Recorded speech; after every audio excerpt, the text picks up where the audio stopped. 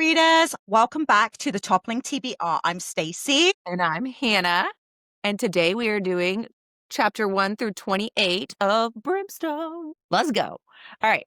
So it starts off with a prologue. We start off in Amontreath and we kind of, see everybody adjusting to all of the changes. We learn that vampires are basically emotion-sealed vaults. They have no scent, no emotional read, except for the lingering echo of whoever they last fed from. So Kingfisher can no longer read Saeris the way that he could, and I really felt that loss. Yeah. Also, because vampires burn so easily, they have no fire there. They use even light. Even light or everlight? Even light? Yeah. So also very few windows because sunlight can kill them. Of course. All right. So there is this vampire who is trailing Kingfisher, and he basically wants him to kill him and release him. And Kingfisher does not kill him quickly. He actually acts disgusted by him. And I mean, I get that in a sense because that's been their enemy for so long. But your mate is half vampire. So maybe tone down the slurs, like tick a little bit. Yeah. I don't know. To that part, I was like, okay, well, you'd think that he'd have a little bit more understanding. And this one wants to die. He doesn't want to be a part of it. Yeah. So they are back in the Black Palace with the Blood Court, and Carrion shows up to get Kingfisher and drags him over to a rare window and is like, dude, look. And they see Onyx being chased by a bunch of feeders, and he has made this impossible trek to make his way back to Saeris. And so they run and they hop on Bill to go save him. Still love the horse name. So they end up having to fight the feeders, and they end up saving him, making it back to the castle. Onyx is dirty and injured.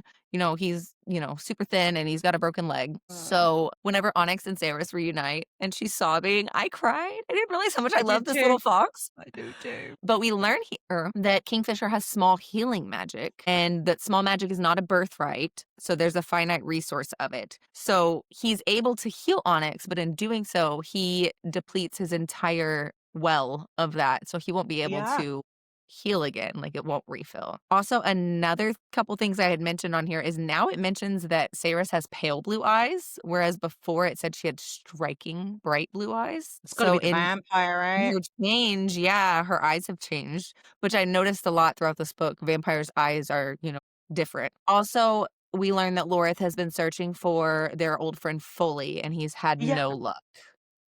Yeah. So, only little extra questions I had here is, why do you think Carrion wanted to stay in Amontreath with her? Because I know he was like, no, I'm staying here, instead of going back to Kalish with the living. I think, personally, that he feels probably more at home there than he does back there. I know it's not his people per se, but I think that's one step closer to being back home, a place that he doesn't remember, the people he doesn't remember. I think being with Saeris means that there's a link back to his home place. I know I don't want to spoil anything, but I know that he says he doesn't want to take the crown back, but that's still his people. He's still back.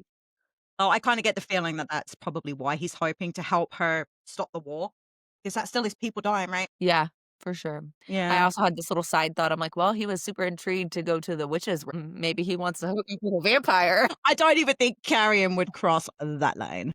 I don't either. Also, do you think it was dumb for Kingfisher to use all of his healing magic on Onyx whenever he could have he wasn't dying? No. He would have healed more slowly. Like, what if he's in a position where it is a life or death matter and he needs his healing magic and he has none now? But we've seen from him, like, he gave his part of his soul to Lorith, which meant that he couldn't give any to Saeris. So we know that he's a do or die guy. He doesn't go by half measures. So if he was gonna do it, he was gonna do it properly. Like, he was gonna go all in. And he knew that it would hurt Saeris anyway. It was an act of love for her. Yeah. And for the fox. He loves that fox. Yes, he does. I don't care what anyone says, he loves that fox. I know. Who wouldn't? I do. I'm such a sucker for, like, animals in these fantasy books. I really am. Maybe not so much Bill, because the name just is, it makes me laugh every time. He got them there. He accomplished a mission. He's been important in everything. Yeah. But yeah, no, the name doesn't inspire, like, aw, or anything like that. You don't think, big horse coming to the rescue, it's Bill. Bill. Oh my gosh. That's all I got on the prologue. Yeah, there wasn't much there for me either. It's like Kingfisher is just swoon worthy. Like I know know. Carrion went with him too, and like the fox jumps into his arms. I'm like, oh my boys, oh I my know, I love them boys. both. I All do too. 3, It's I really hard guess. to pick. Love them. You ready for chapter 1? Okay, so chapter 1 is Hell's Teeth, and this is Saeris's POV. So Saeris is kind of lamenting about how different she now looks because being half fae, half vampire, obviously she's lost most of her human features. And Carrion just loves riling Kingfisher up. Like this is one of my favorite things in this book. Is just how much Carrion just likes to get under his skin, and then Tal has to step in between the pair of them because they're there because the vampire lords who rule beneath the monarch, they want to see Saeris because they are not fucking happy about this shit that went down. So on the way to meet these lords, she can hear the Quicksilver is calling. She can't be carrying a sword, so Fisher straps a dagger to the inside of her thigh. And the one of the things I noticed here is that the metal does not hurt her. Yeah. Normally it would be in vampire, but I guess because she's an alchemist, she's immune, which I thought was fucking very, very Yeah, good. that was awesome. But the lords are like banging and banging and making all these noises because they're so sick of waiting for her. Like they're getting so annoyed. So they enter the Hall of Tears, and it's a pretty disturbing fucking room by the looks of it. Like she's looking around, it's pretty disturbing. And the vamps in the room are quite clearly not feeders. They have their faculties, they're all dressed in their finery. And it's noted that there's 2 males, 2 females, and something completely like Some creature entirely thing. different. Like, she didn't gender it. Yeah. And they're so angered when they see her to think that she managed to kill their King Malcolm because she's nothing. She's a child, which I thought was really fucking rude. And she is like, I am no child. My name is Sarah Spain and I am your queen. And I'm like, I've got goosebumps again. I'm like, that Bob's like, yeah, you tell him. You tell him. Yeah, I love that. I did too. Like, she's got no fear. She just walked into that room and she was like, whatevs. Tao Fuck said you. she couldn't show any fear because they will No. latch onto that and use it against her. And Tao also said that they couldn't come across as being aggressive or carrying a sword because it would make them seem like they were scared. And I love that Kingfisher just immediately ignores everything that Tao says and he strides into the hall carrying Nemorel, like in his power move. Like, Yeah. love it. Sorry, I don't care what you think. Yeah, I no, like I'm here that to too. protect my mate. Yeah. For Kingfisher is all about making sure she's safe, and I love that. Yeah. Also, Carrion's glamour is gone now too, we learn, since Malcolm bit him. So he's big and he's got pointy ears. And he's still hot. Yeah, even more so now. Well, yeah, love it. Yeah. Chapter 2? Yeah, let's do it. All right, chapter 2 is the Hall of Tears, and it is also in Saeris's perspective. One of the blonde female lords, Zovena, who is the keeper of missives, is not quiet about how Saeris is not fit to rule them. And then we've also got a male named Irith, who is the keeper of Evenlight, and we learn that his followers worship a demon god and that he is evil and he would drain everybody for sport if he was allowed to. But Zovena's over here protesting, and he's basically like, oh, it is what it is. And the creature thing, the Hazrax, is the last of its kind, and it has sworn loyalty to Malcolm because it wanted to watch. No! What is that? I don't know, but I am so intrigued to find out more. So the Hazrax is it is the keeper of silence, and its magic is this big mystery. Yes. So we've got those 3. We've got Tal, who, the others don't particularly like him because he was always Malcolm's favorite. And then we've got an old female named Alget, who is the keeper of records. And she was once a witch who was cast aside for practicing and dabbling in dark magic. Yeah. We all learn that she's also pure evil. And she locks eyes with Saeris, and she can feel her start rifling through her memories. Yeah. So, introduced to the lords, Zovena accuses Saeris of basically being a proxy monarch, claiming that Tal is going to use her like a puppeteer and rule through her. And Algut says that Saeris must drink before she's crowned to leash her to the blood. Yep. And so they suggest that she drink from Kingfisher because why not add some more drama to it? So I don't understand why they wanted her to feed off of him. It was a strange request. Really either. Maybe they knew that she hadn't drank, and so that would be her first instinct since they're also vampires. I don't know. It was weird. Yeah. So she does. She bites his wrist and she waits before drinking, dosing him and turning them both into the horniest versions of them that we've seen yet. Which is saying something. Yeah. And so she's now leashed to the blood and bound by it, and they crown her. So, only question here is why do you think the Hazarax wants to watch? You know what? I don't know. I know that we know further on why it has to be done this way, but he's obviously the way he was speaking to Saeris further on, I kind of get the feeling that he sees things that haven't happened yet. Or he kind of he He said gets he the sees feeling. possible. Yeah. And I No, think that actually, he was a really weird character. And the more introduced to him, he just gets weirder. Ugh. yeah. I just have Yeah. more and more questions. He's I think I can see him coming up more. Like, I think we're gonna learn more. Oh, yeah. And I'm curious to see if he's going to be an ally or a villain. I think it could go either way. You know what? I kinda get the feeling he wasn't really he wasn't there for to serve Malcolm. He wasn't there for He's that. there because he He's wants there to. for his own reasons, so I guess it's what can he Interesting. get? What can he Weird. get? Yeah, it is. It is really fucking weird. You're not wrong. Alright. You ready for chapter 3? Yep. Okay, so chapter 3 is Dose, and this is Kingfisher's point of view. So the incident of the drinking of blood gave her a new tattoo on her chest, and she's realizing that drinking blood is very euphoric. And Kingfisher's cock is rock solid. Like you said, they are horny as all hell now. And that was kind of the whole theme for the chapter for me was just like, They want each other. yeah, they want each other. And that just compounds over and over the chapters, I think. Yeah. And the Quicksilver whispers patience to him. He says it's been talking a lot since Lena and Isabel have been working on him. And then all of a sudden, Aerith is primed to attack. The Kingfisher has to wait for him to actually make his move. Like, he doesn't step in and stop him until he's already made his move. And then Tal takes out Aerith's guards with magic. And I'm like, hang on a minute. Vampires have magic? Well, it said that Tal had, before he had turned, was like a really, can manipulate most liquids except for Quicksilver. So I guess that carries over Yeah. into Well, their death. until that point, I hadn't realized that this was Yeah. a thing. And I'm like, Uh-huh. oh my Kind of fucking scary. God. So Eris says that she is cursed and the gods have denounced her. Saeris invokes her right as queen of the court and basically brings them all to heel by making her swear fealty, which I thought was really cool. So Ren's more concerned with the fact that Saeris dosed Fisher rather than the fact he killed one of the lords. And I thought that was fucking so typical of Ren was like, hey, she did They're right in front of laughing their everybody. Like, asses off. They found that the most amusing thing they've ever heard in their I entire life. know. I was like, this is so typical of his wolf Yeah. boys, man, that this is just how they are. And he wanted to know how they didn't just end up banging right there in front of Uh-huh. everybody. So I was like, this is so fucking funny. So now they've come to the realization of what Sarah's has actually done in that room. She's basically bought the whole of the horde and made them stand down. That's kind of done with now. Lorith is cleaning his sword, and he says it gets really cranky if he doesn't, which I thought was fucking hilarious that his sword is bossing him around. And then we learn here about Foley. Like, he was one of the wolf pack that was turned into a vampire. And we also learn that he didn't become a feeder because Tao let him feed off of him.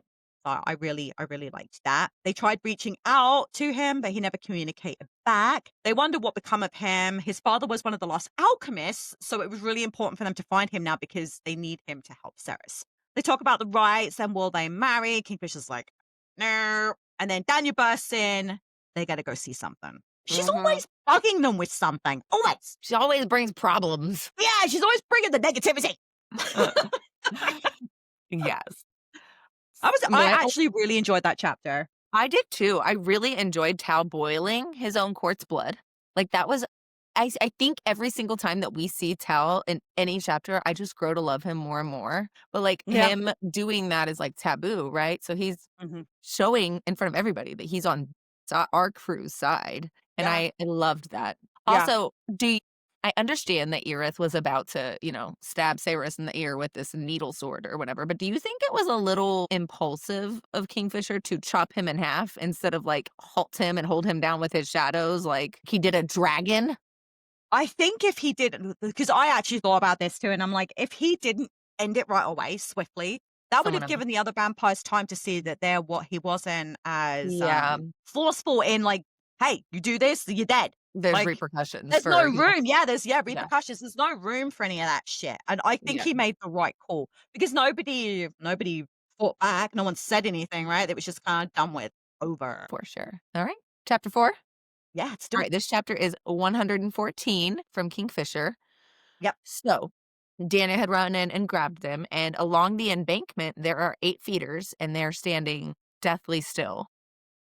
And the Mhm. moment that they move, it's all synchronized and wrong and emitting this just toxic energy. It's just bad vibes. And they can tell something is off. So the feeder things run. Our group attacks. So Rempus is throwing his orbs, Kingfisher is throwing his shadows, and the feeders absorb it, and all 8 of them take their power. And Kingfisher and Rempus are no longer allowed to call their magic back to them, which is terrifying. Yes. So suddenly they're now realizing what's happening. They're reduced to blade fighting. And so Kingfisher beheads one of them with Nimmerel, and it puts black crystals along her blade, and Nimmerel screams, Yeah. which is also terrifying. Like this, my heart was beating fast reading this. So the feeder's corruption is contagious on all fronts. So the weapons seem to be having no effect on them. So they resort to fire, but the feeders just continue fighting while they're aflame. So they're being taken over. And Kingfisher is stabbed and dragged into the Darn. And he comes to with Taylena after being healed. Him and Danya Yeah. were, badly hurt. She was Yeah. burnt and lost her hair. Yeah. And I know.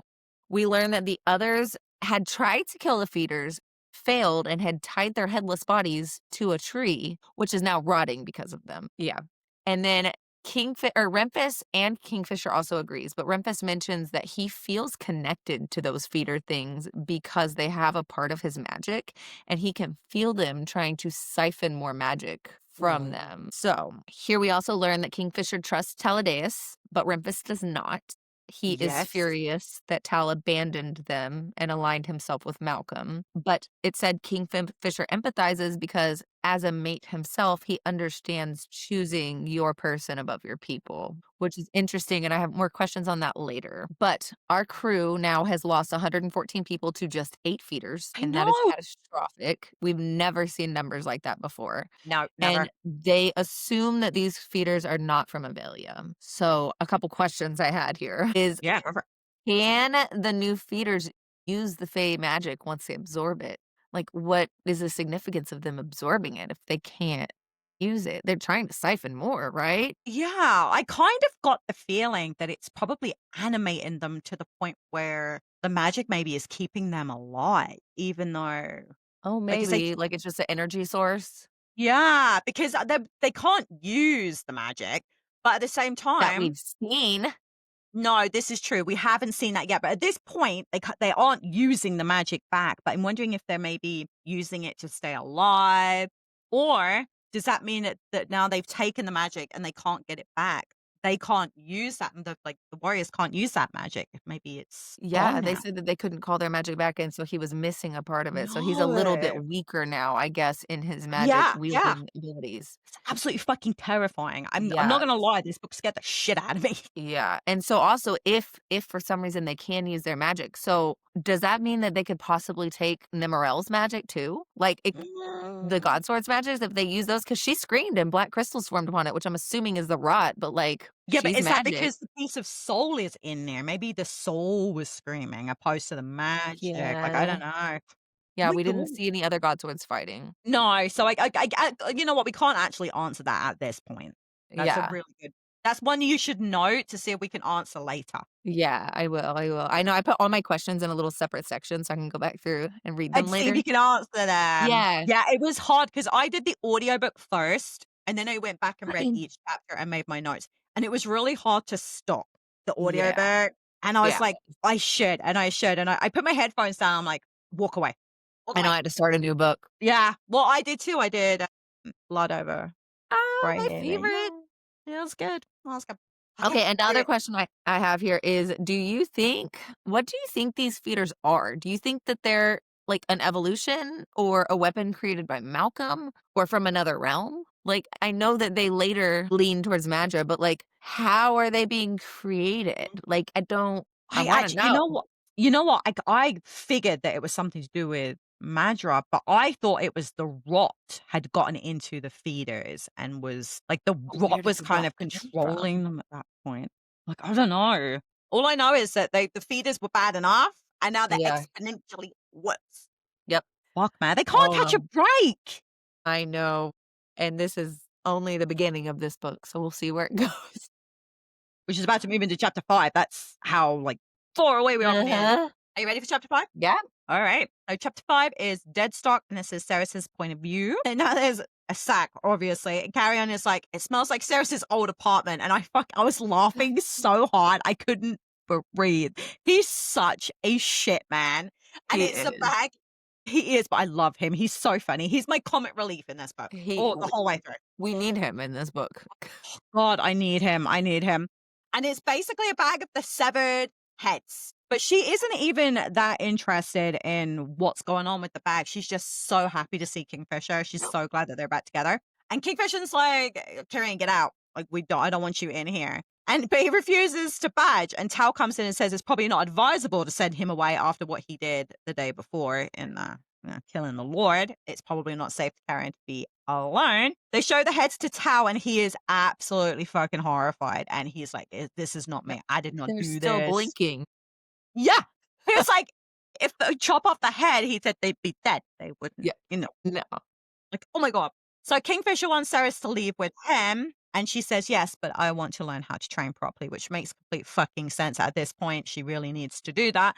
And he's like, I can't, because the idea of like fighting you, I wouldn't be giving it my all. I'd be doing you a disservice. You should probably, he offers a lot of services for that. Tyrion pulls their attention back to him and points out the feeders are from Zaverin. They have the tattoos like Saeris has. Or, oh my fucking God. How The the rounded fuck ears. how did they get there? How Yeah. the fuck did they get there? And then he goes to show Saeris by going to touch her. And Kingfisher is like, fuck no. Carrion's being Carrion was just like, what if she's hanging off a cliff? Can I touch her then? And he's like, where am I? Carrion's like, probably dead. And I was just, oh fuck. He likes to take his life and put He it likes in. to push people's buttons. So In fucking particular, funny. Kingfishers. I was dying, man. I had tears in my eyes. I couldn't fucking say I was laughing so hard. And my kids already think I'm mental. So they were really laughing at me. So the tattoo basically shows that the feeder had been sterilized. And she has rounded ears. So of course she's fucking human. And they know that because these feeders still look human, like they've got most of their features, they haven't been turned for very long. So they know these feeders haven't just been walking around forever. Like they know something is going on. And then the Quicksilver starts talking to Saeris and she realizes there's a pool there. Mm-hmm. Yup. Yeah, we got a lot from this chapter. The fact that these feeders are appearing from another realm. How the fuck did they get there and who did it? Yeah, that and Carrion is actually so much smarter and more observant than anybody has ever known. He's so There's going to be a chapter later on. I'm going to say something about I Carrion, know. and he plays it. He plays it this way, and I love that. Yeah, he does. Agreed. Chapter 6? Yeah, it's done. All right. Chapter 6 is titles, and it is Saeris's chapter. So, because now that they learn that there's a Quicksilver pool in Amontrea, now the journey to and from College will be much easier. So she gives everybody relics, and they travel back to College. A dress for Saeris that Kingfisher's mom had made had little foxes embroidered on it. So, were her and Onyx fated to meet? Like, did her mom see this hundreds and hundreds of years ago?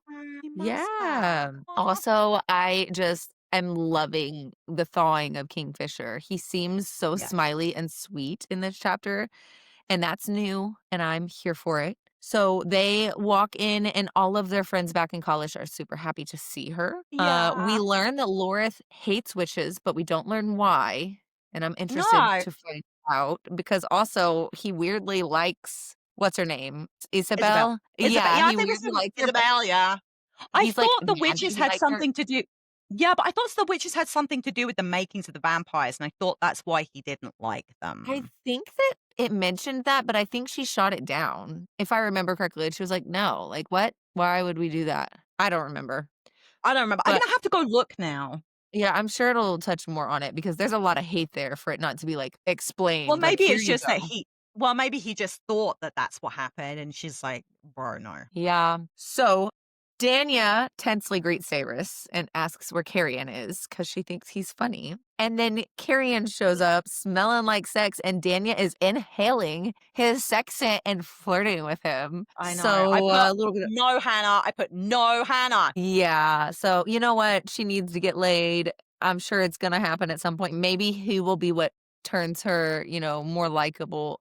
who knows? Oh. But people here bring up Kingfisher and Saeris getting married, but Mhm. Kingfisher seems very anti-wedding, and he honestly sells it like shit to Saeris. So she Yeah. says no, and then when she says no, he acts both relieved and disappointed. Yeah. Weird. Other thing I put on here that I found super humorous was that Saeris, whenever Dania came up and greeted her, was like, "Oh, I like your short hair. Are you trying to be edgy?" And I she was like, know. "No, my long hair or the length of a warrior's hair is directly correlated with their skill on the battlefield." But also then, why is Kingfisher's hair not longer? Is it just I because he goes against everything and doesn't care what people think of him? kind of got the feeling of that, but I didn't know if that was something to do with him being stuck in that maze. Like, maybe his hair didn't grow, maybe it was cut, maybe it didn't grow, he Yeah. didn't have to eat, right? Yeah, he was Or just maybe there stuck. was no But he also goes against all the norms and expectations, and he doesn't need to prove himself by his hair length. this is true, this is very true. So, He doesn't care, he's not about the status quo, he's about no.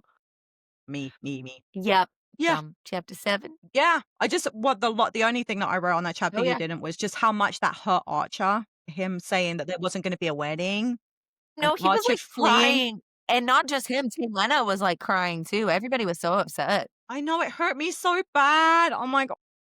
Well, Kingfisher is their leader, you know? They love Yeah. him, they respect him, and they see him happy with the mate, and they're like, "Well, why not?" Because Fae weddings are, super sacred. Yeah, well, we find out why in this chapter, right? Yeah.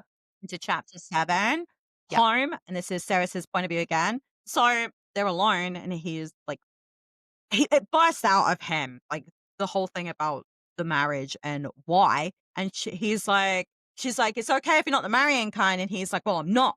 It's like, "But you, it's I want everything with you, right?"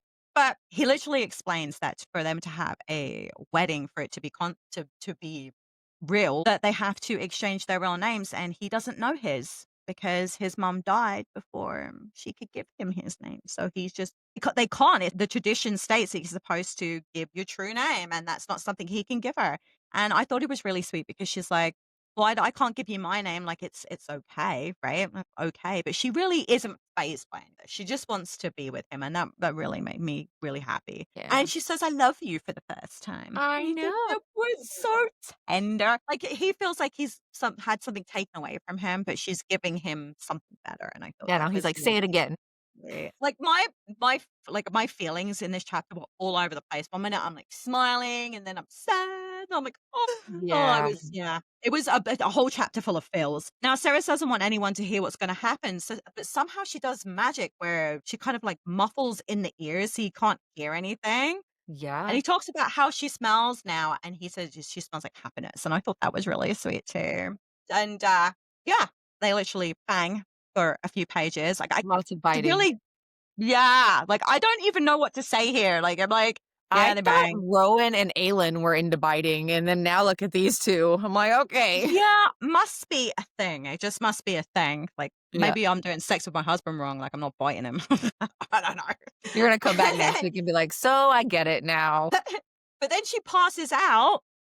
And she says, like, "What the heck?" And he's like, "Well, you're not human now, like, I don't have to hold back anymore." Huh? And then they bang some more, and I'm not entirely sure how I feel about this whole venom thing either, like, with the way it makes them all, like, extra aroused and stuff. I'm like, "I don't know how I feel about this." This is actually not the first vampire book that's been a thing in, so I don't know if it's a common thing, but yeah, apparently vampire venom makes you extra I horny. guess. I don't know how I feel about it.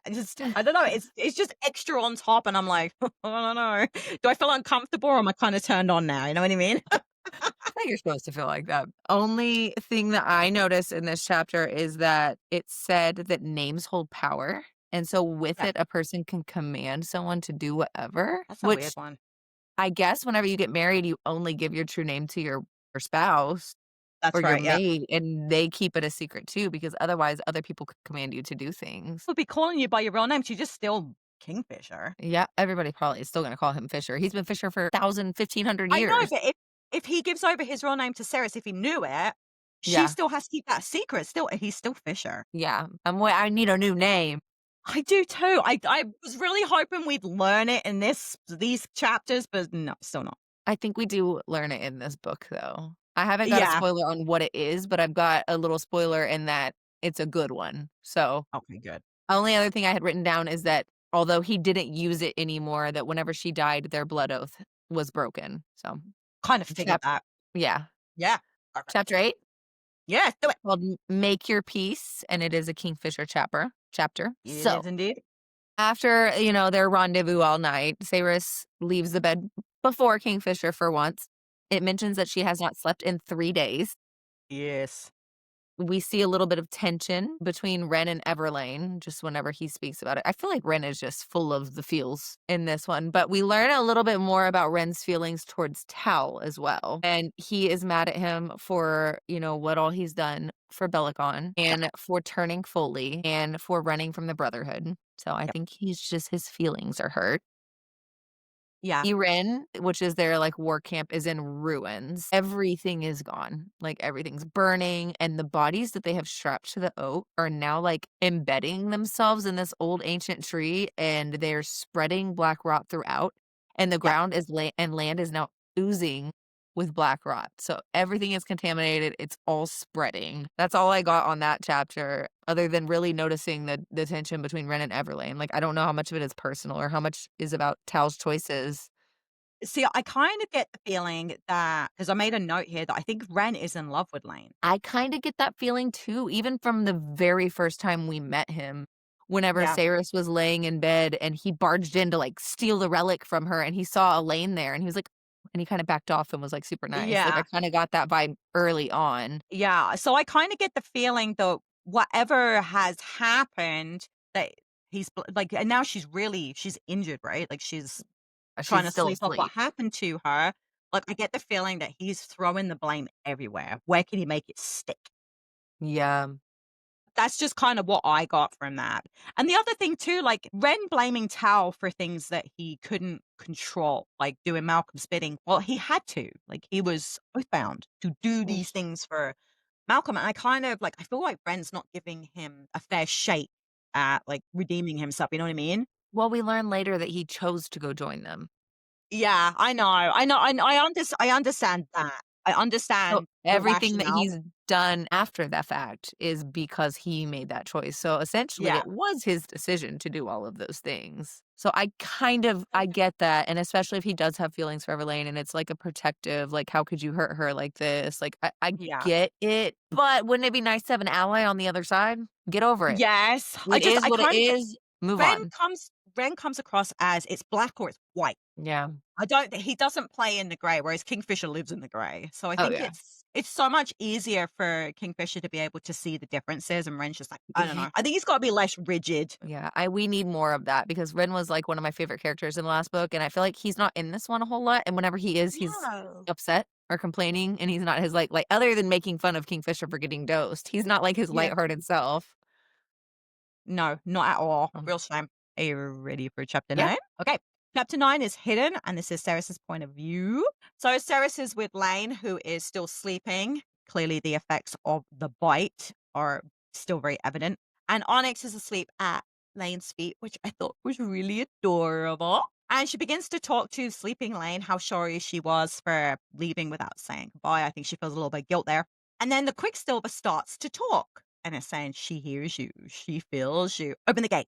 And then she's like, "What the fuck's going on?" She looks and she sees Lane's wearing Quicksilver earrings. And I'm like, "Hmm." And then the metal melts, lands on her shoulder, and Lane opens her eyes. And I was like, "Yay, finally!" But Yeah. it's not Lane's voice. It's not Lane at all. The voice is like, "No, Lane's not here. I don't think she's strong enough to be able to come back." The voice has waited centuries to talk to Ceres, so we know that this thing knows exactly who it's talking to, and it's not just talking fluff. She says her name is Edina, and she states she's not keeping Lane from her body, and she needs Ceres to go and look for a book in the library. It's a book that's small, it's blue, and it has a butterfly on the cover, and it's hidden amongst the stars. So she's being really fucking cryptic, and I hate that. She tells Sarah she needs to go find the book to stop the rot. She asks Sarah not to tell Kingfisher about the book. And I was like, what the fuck? Weird. Yeah, really weird. And then she finished by telling Sarah that she must seal the runes on her body. The power will just keep flowing if she doesn't stop it. She doesn't get to tell her what will happen if she doesn't, but it's up to Sarah to As far as she's concerned, she's done her job now. She's laid what needs to be done at Saeris' feet, and she's out. And then Kingfisher comes crashing in, wanting to know why she's yelling his mother's name. Whenever she first said her name was Adina, I was like, I've heard this before. Where is this from? Yeah, And I'm well, trying to piece it together the whole time. yeah, well, because she's doing that too. She's going, I oh, I wrote Kingfisher's mom, Quark, and then like at yeah. the end, I was like, yes. I'm like, Uh, Jesus, fuck, man. so I really hope Lane doesn't die. I'm like, oh, yeah, die. I hope so too. Also, I know that this is later on, but it was just such a vague detail that I'll just go ahead and mention it now. I'm like 99% sure that that book that she's saying is in the Amatrath library because she was looking at the ceiling and she's like, oh, it's such a beautiful depiction of all the stars, this and that. So Yeah, pretty sure it's there. you're probably right. But I hate cryptid. I do too. I do too. Spit the Also, name of the library out. why wouldn't she want Kingfisher to know about the book? Like, the more people to help not kill this realm and all the other realms, the better, right? What if his brain can come up with something? You know what? The only thing I could really gather from this is that maybe this book is going to tell them that Ceres has to die to stop the rot. And Maybe. that, do you think Kingfisher's going to allow that? No, I was thinking that, or I was maybe thinking, I'm like, okay, well, there's a butterfly on the book. I wonder if it has something to do with the O'Shalifs. Like, if they have a cure for the rot or something like that, and they're gonna like have to go, they're supposed to be like the most sacred. Maybe they have to like go get something from them. I don't know. I don't know, Was my but I only was other like, thought. I'm like, that's his mom, and she's wants to keep secrets, and I'm like, it Oh, has to be something yeah. to do with Ceres being in danger because there's no way that Kingfisher's going to allow Yeah. that. He'd burn that book down to the ground right now. Hell yeah. He's like, well, the world's gonna burn anyway. Let me help it. Let me Yep. help it move a little Yeah, here we faster. go. I'll set the fuel. Yeah. Yeah. All right. Chapter 10. Yeah. Yeah. Let's do it. All right, chapter 10 is Wrought, and it is a Saeris chapter. So, Saeris does decide to keep the book secret from Kingfisher, but she does tell him about her burning runes and needing to seal them. Mm-hmm. And Bellicon burned all of the alchemy books, but he did not go to the Witchlands. Nope. But apparently, there are so many unearthly secrets in the witch catacombs that they do not want to go there unless it is a last resort. And that's ominous. Yes. Ren and Lorth arrive to tell them that they have lost 1,000 more warriors to the rot, and Kingfisher tells them all about the meeting that Saeris had with the gods and how the two of them have been severed from their Right. tapestry. Also, it mentions that if they have to fight an army of infected feeders, that they will probably have to flee Avelia, but that will only Yep. be a temporary fix. So I'm Right. calling, like, we're leaving, we're doing some realm hopping in this, if not in this book, then the next book for sure. Right. But so basically, if they all need to leave, they're going to need 1,000 more relics. So Saeris goes to the forge to start working on that. And while she goes there, Kingfisher and Carrion agree to go to Zilvarin to get more silver for those relics and also to get Hayden while they're there. So only other little notes I had on here is that so the new feeders had disobeyed her edict. So does that mean that they're not of Malcolm's blood? Because Malcolm's blood has to obey her. Yeah, that was kind of what I was getting from that too, which tells me that there is so either is Madra a vampire? I have an idea. Give it to me. Maybe. Okay, so this was a later question that I had that, okay, so Foley is not of Malcolm's blood because he's of Tal's creation, correct? Well, there are 4 other lords that we don't know, so I'm sure they've bitten and turned people, right? So there are probably more unbound vampires running about. What if Right. the ones with the rot are the Hazraks making? Because he's a weird foreign creature or whatever, maybe whenever he turns and bites them, they have all these extra dark powers in them because his is a mystery. Yeah, but he's not leaving the court. So how the fuck did he He go did and though, bite? he came into the forge later on, and he's like, "Oh, you didn't think I could leave?" I wonder if these rotted demons, things, feeders are his, but also probably not because whenever they bite and turn them, it gives them, like, consciousness, right? They're like normal people. Right. That's right. I don't But that's know. only if they don't bite back, right? If they have to have the blood If of they them have to all. drink your blood to again So in yeah, order to have that. yes, to have So that, yeah. maybe he's the one turning them? Maybe. Maybe I he can't I don't know. I like where you're going with this. I like where you're going with this a lot, but it just makes me feel like this has something to do with Madra. But that's where the She's book is leading you to, which means it's probably not the answer. yeah, you might be right there. We're gonna put Uh, a pin in that because okay. I'd like to know. I'd like to know if you are right on it. Other little things I noticed and loved is that Carrion knew Saris's age and she had missed a birthday and he was aware of it. I love that. I did too. And Also, that Carrion's age does not match what it should, and they believe that the gods intervened and maybe paused time in order to help him and Fenrir safely get to Zilvarin. I Or thought to that was make super it cool. well, this way, if his age was wrong, no one would assume that he was the lost prince, right? As well? Like, it's Maybe, almost yeah. like he was hidden. But you see enough. Which I was gonna say, which makes sense whenever on the bonus chapter that we just read, because he was like a newborn, right? And they were like, "Oh, he was supposed to be like a toddler. He has some memories of his parents." So if they did jump time back, that makes Yeah. sense. That would make sense, that'd make a lot of sense. But it shows you that Zareth is playing around with fate way more than we realize, if that is true. Absolutely fucking crazy. Crazy. Only other thing is it mentioned the witch catacombs, and those seem so like Isabel was like, "No, no, no, no, no, we don't Oh, go I don't there." wanna But go down there. what do you think? What kind of secrets and dangers do you think are in there? Or what's down there protecting it? We haven't heard about dragons yet, and you maybe, Ooh, there's dragons maybe. protecting the knowledge in the catacombs. Or maybe some other creature. Maybe some other creature. Who knows? I know. Absolutely fucking terrifying, man. They But probably got you could feel how scared she was too. Like, this wasn't just yeah. She was like, "No, no, yeah. no, not an option. Let's do every other thing first." But I also like that Kingfisher didn't really wanna have to involve the witches unless they really had to. He's like, "I don't wanna bring this to their door if we can deal with this on our own." And I really love that because he's not trying to put people in danger. Yep, Like never. you Only said, he's himself. yeah, and he's showing that over and over again, and I really like that. You ready for the next one? Yeah. Okay, so we're on chapter 11, Fool's Paradise, and this is Saeris' point of view as well. And I wrote this line down because I really love the way the chapter opens. Like, goodbyes weren't easy. And I'm like, oh, they love each other so much. This is so hard. Yeah. So Kingfisher and Carrion drop through the pool, and Saeris promises to open it again in 3 days, giving them 3 days to go collect the silver, go find her brother, do all the stuff they gotta do. So she has to stay. Laura stays behind with her. Because she wants to train and whatnot, and he wants her to train with Solace. She's upset she didn't get to go with them, and Dolores is like, "Dude, can you imagine if you left your throne right now? Like, what these lords would do if they said you abandoned it? Like, you've made the right call." Yeah. Like, he's trying to pacify her. I really liked that. And it's like, plus, how you gonna fly under the radar with all those suns? Like, what are you planning on doing? Yeah, right? I didn't even think about that. I'm like, yeah, I would that's a wear a good cloak. point. That was a really good fucking point. He also tells her leaving, like, the whole point about the throne being abandoned, and she realizes that the reason he's still there is because Kingfisher wants him watching out for Saeris, and now she feels really bad about that too, because he probably would have preferred to get in on the action of what's going Well, on, and I not thought that just was really that, funny.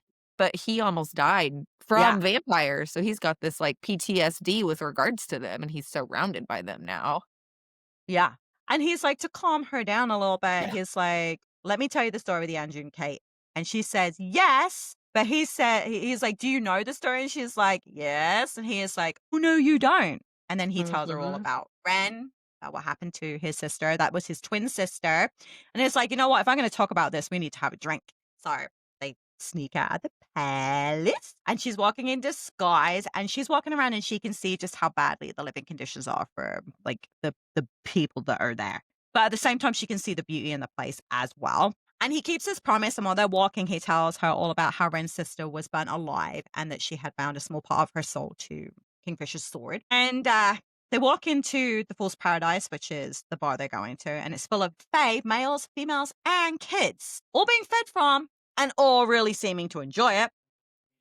Gareth, who has been there before, is not allowed to come in because he has a 600-year-old tab for breaking a table and not paying for his drinks the last time he was in there, and the fight breaks out because he's like, "Get over it. Just give me some wine." What a memory that And barkeep has. Tal comes in and he owns the place, and he's like, "What the fuck's going on here?" And he's like, "They won't serve me because of this tab from 600 years ago." And Tal's just like, he's had a fucking enough. He's at the end of his goddamn rope. He removes the debt, orders the wine, and tells Saris that he needs to talk to her in Mhm. private. Wonder what that's I about. just wanna mention that I absolutely love okay, so that in this Fool's Paradise tavern or whatever, apparently they can't have, any ungoverned fae, so he's already Yeah. breaking the rules, and then pulling silver or pulling a blade is considered high treason. So naturally, Lorith's solution is to whip out his blade, chop off this dude's hand, and force feed it to him. Like, I what? Where You know did what? that come Lawrence is from? he is grittier than I've given him credit for up until Yeah. this point. Yeah. Like, I would have smacked him with the hand too. I also love that the dude who lost his hand was like, "Oh, I'm not gonna be able to work, blah, blah, blah." And then Tao, being just the good dude that he is, offers to pay him what he would earn working while his hand regrows.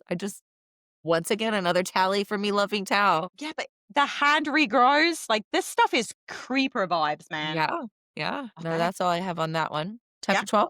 Yeah, let's do it. All right, chapter 12 is Tal, and this is a Saeris chapter. So Tal takes Saeris to his office, and he wants to know where Kingfisher is. Yep. Because Kingfisher killed one of the Lords of Midnight, they're now going to have a vote to elect another one, because there must be 5. Meanwhile, Saeris is trying to keep her burning runes under wraps, but Tal, being her sire, knows something's up, and we learn a deeply inconvenient vampire fact that they cannot lie to their maker, and if they try, they glow blue. Yep. Could you Saeris, imagine that? yeah, no.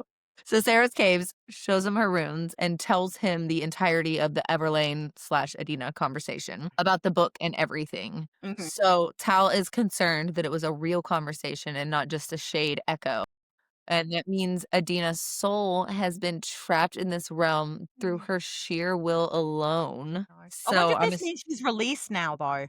Like, now that she's done what she needs to do. maybe she was here to save them of the rock 'cause she was an oracle, she could see it, you know? Yeah. So, then we get a breakdown of Saris's magic. So, her burning runes means that she has access to fire magic, and the fact that they are healing quickly means that she has regenerative Regenerative. I am I having know. trouble with healing magic, we're just gonna go with that. Good. It's about time you fumbled. So, if Saeris explodes with her runes, aka can't seal them in time, she can destroy half of Avelia and Yeah. unmake all magic everywhere, which is intense. So, we also learn that Saeris is only the second person that Tal has ever sired, and he does not want that responsibility. So, he wants to publicly disavow her and sever their bond. And I absolutely love that he asked her if she would be offended. Yeah. He's so thoughtful. And afterwards, after she says that's fine, they move into friend territory, and he's like, "Ah, you can call me Tal." I know, I thought that was so fucking cute. Me But too. I liked the fact that he brought up in this that she's not driven by the bloodlust, that she doesn't need to be Yeah, watched the way some of these new like the yeah, new creative vampires have to be. So he knows that she's gonna be okay. Plus, he didn't want that connection to Kingfisher. It's like, it's kinda weird, right? yeah. Like, Well, she also referred to it, that's she's like a like, "Oh, weird triangle. it's like your children." It's like, "I don't want kids. I don't want kids, and I don't want to be linked to him." Yeah, no. Yeah. I like that too. Yeah, that was really fucking weird. I really like Tao, and So the more that we're learning, like the whole part about why he went to Malcolm was a little disconcerting, but everything up until this point has just made me really like him more as a character. same, same. I Yeah. really hope that that doesn't twist and turn and he ends up being a villain. I'm gonna riot. He's Oh one god. of my favorite characters. Oh, don't you know, I didn't even consider that until you said that. Could you I imagine if always she consider puts that on everything. our heads? That he's been the mastermind this whole fucking time? He's the one sending the rod in, blaming other people so that they'll kill his Well, okay, no, no. that's not gonna That happen. cannot It's not gonna happen. it better not.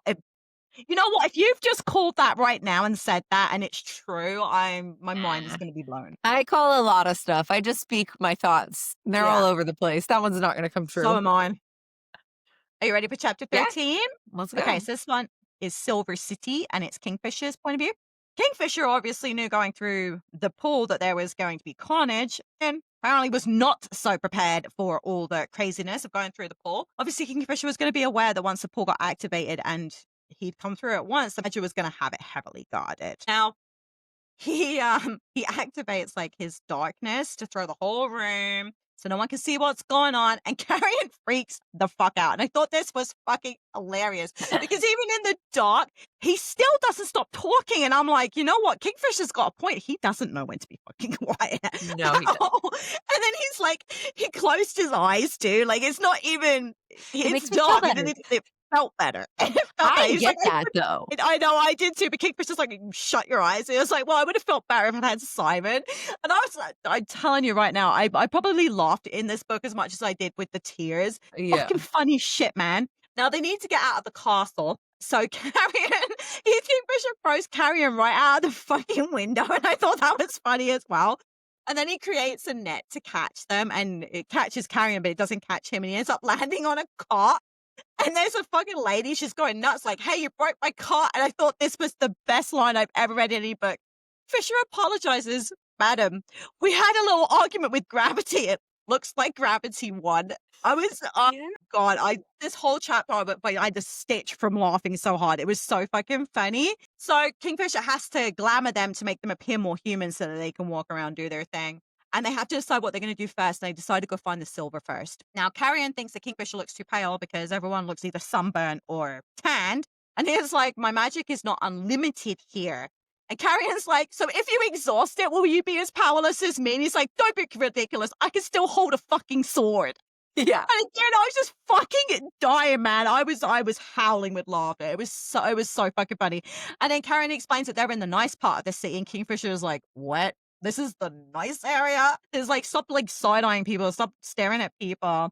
And Kingfisher seems to be under the impression that they're gonna go rob Madra's treasury, but Carrion's like, "No one knows what the fuck that is." But we're going to the next best place, and that's the Bridgen's Bank. Turns out Carrion owns it, which is fucking handy. And they mention here about, like, how badly it smells, and he's like, "Yeah, that's how we bring the water in nice, eh?" And this is a part I thought was fucking hilarious too. He has to literally, like, hoist Carrion up through a hole, and it's like, and his ass is right in his face. Fucking this whole chapter just had me in stitches, man. It was so fucking funny. He said, I don't know what it was mentioned about a coin in Kingfisher, like, "Oh, Carrion really looks like his father." And I thought that was, like, a really interesting thing to note here. Like, Yeah. it was a really, and he also states that he is not going to stay in the 3rd because Saeris needs him. He wants to finish what he started. Because you were asking why did he stay there, and I think it's because he Yeah. feels this need to protect Saeris even, right? He Yeah. cares about her. He cares about her a lot. So they go to a bar because Carrion needs to go there. Kingfisher's not fucking happy about that. And they're waiting for the person who would have helped his partner go and steal all his stuff out of his vault when he disappeared. And the dude walks in, looks right at them and runs, but he didn't run from Carrion. He ran from Kingfisher. Now, Oh. why? So, my few random things I had on here is that Carrion used small magic to open the hatch to get into the stinky tunnels, which, okay, cool. It just, got my mind going. Like, I'm so interested to see where his magic line goes. Yeah. Well, it even shows you that magic is still there. It wasn't gone. Small magic is allowed Small there. magic, yeah. Yeah. So, also a very surprising moment of emotional growth here. Kingfisher's like watching Carrion, and he realizes that he should not be pissed that Saeris and Carrion once slept together. So I think that was a turning point for him because we see their relationship kind of grow from there once he Yeah. accepted that, which is big of him because, he gets mad at everybody for even looking at her. So, Don't breathe near her. How dare you? yeah. Don't breathe her Also oxygen. also, whenever Kingfisher casts his illusion net to catch them, I absolutely loved that it said whenever he reached for his secondary magic. Usually whenever he reaches for his secondary magic, it's off wondering when he calls it. And I loved that. So I don't know why that stuck with me. I wander off, so I was like, "All right, cool. I like that." Yeah. Yeah. Another little thing I noted is that magic replenishes differently depending on the realm, and Mm. that was an interesting new layer of world building. Like I'm curious to see what that means for fights and, big magic moments that are going to happen outside of this realm. Yeah. Yeah, it's, there's a lot of questions to be asked Mm. here. I'll follow you on that one though. Chapter 14? Yeah, let's do it. Okay. Chapter 14 is a Saeris chapter and it is Blood in the Milk. And it starts off, we get tally totals of the dead, the known infected, and the infected land, and the Okay. numbers do not look good. Uh-oh. So Saeris goes to the Amaterath Library, and it is up Mhm. thousands of stairs because in Fey tradition, you have to work for your knowledge, and they want it to be closer to the heavens. So the library's beautiful. There are hundreds of paper birds that are called stargazers, and they are alive Mhm. through magic. And then there's Albet. She is sarcastic and unpleasant and only obedient because she legally has to be. But Yeah. she is the keeper of records. So, and of course, her alchemy books survived the purge. So she is to lead Saeris to what she needs. There's also a shadow cat named Guru there. He prowls the library. Perfect name. I love that. I did And too. I thought it was great. yeah. And to pay for her books, Saeris, obviously, all payments there are in blood. So she drops 5 drops of blood into a bowl of milk for him. And, when she decides to give him a couple extra drops, because why not? We learned that, blood is basically cosmic catnip and it'll make him Well, she wired. gave it, but she didn't dilute it. I know, I It know. She's like, "Thanks a lot. Now he's gonna be running around everywhere. Pain in my ass." So we also learn that Algot can hear Saris's thoughts. Yeah, So Saris then orders her to never read hers or her friends' minds again, and good. That's creepy. But Algot sees her burning runes. yeah, And in the midst of all that, Saris is slammed to the ground by a vampire. And yes, she is able to fight him off and stab him with her silver-tipped blade that Kingfisher gave her. But in the midst of all of this, her runes are flaring, and this wave of power blasts out of her hands in like yeah, a shockwave, and she yeah, blasts a 20-foot hole in the side of Amaterath. Wildly powerful. yeah, The only other notes I had on this chapter is that Algot is kind of talking shit to Taladeus, and she's going on this rant and calling him all these names, and he gets like, "Oh, no, stop, stop." And so I'm curious because the names were a king killer, Days End, The Last Tide, and Namebreaker. And I'm curious to see if we're gonna learn more about that because he seemed yeah, like a please stop, like he didn't want her to keep going. yeah. Like I think maybe it's this not she was common gonna knowledge. unveil something. I think she was Y gonna unveil something he really doesn't want anybody to I know. think so How does too, she know? because she's technically the youngest one, but they've been alive for centuries together. Yeah, So that's true. she's privy to so much history of him that we have not even learned yet. Another thing I noticed that was very weird is that she moves very quickly and jerkily. Like Yeah. I don't I called know. her a I pictured it gremlin. weird in my head. Yeah, I I pictured called it her a very weird. gremlin. And then this is, as she mentioned, the stars on the library ceiling. So I'm like 99% sure the book is in this library. Yeah, you might be right there. You might be right. But that's all I got on that one. Yeah, the only things I really noticed was that Algat admits that her father was a patron of alchemists, so she knows things, so And she she knows that should they're be able to dangerous. help, right? And the fact that Bellicon never set foot on the realm in their realm because Malcolm never allowed it. Now, Yeah. why do you think he did that? Why do you think he banned him from ever setting foot there? Maybe it was because he knew he was on a book burning kick and he wanted to keep the power in his hands because he has the books on alchemy. So he has a one up, like a leg up in this war or anything to come. But he wanted Saeris, he wanted an alchemist, so why burn the books that could have helped her become better? He wants an alchemist now because he realizes that he is losing in this knowledge war, I guess. I don't know. Yeah. I don't I know. just thought it was really interesting that he 'Cause it wouldn't allow him to go there, so he's yeah, never set foot there, which I thought was like, because 'cause okay. they're supposed to be allies, right? Yeah, well, But yeah. Malcolm would never consider someone his equal. He's always considers himself above them. So He's you know what? He's kind of I kind of got the feeling that he was very secretive too, so I guess that mhm, would make sense. But I yeah, also get the feeling that maybe he didn't do the same thing for Madra, and I can't wait to know more about that. Not knowing what she's up to is really annoying me at this point. Like I hope we we get will some learn. information about her. Yeah, Like as soon as we're done here, I'm gonna edit and finish the fucking audio book. I know, I'm so excited. It was so hard to stop. It was so hard. Like this book is so good.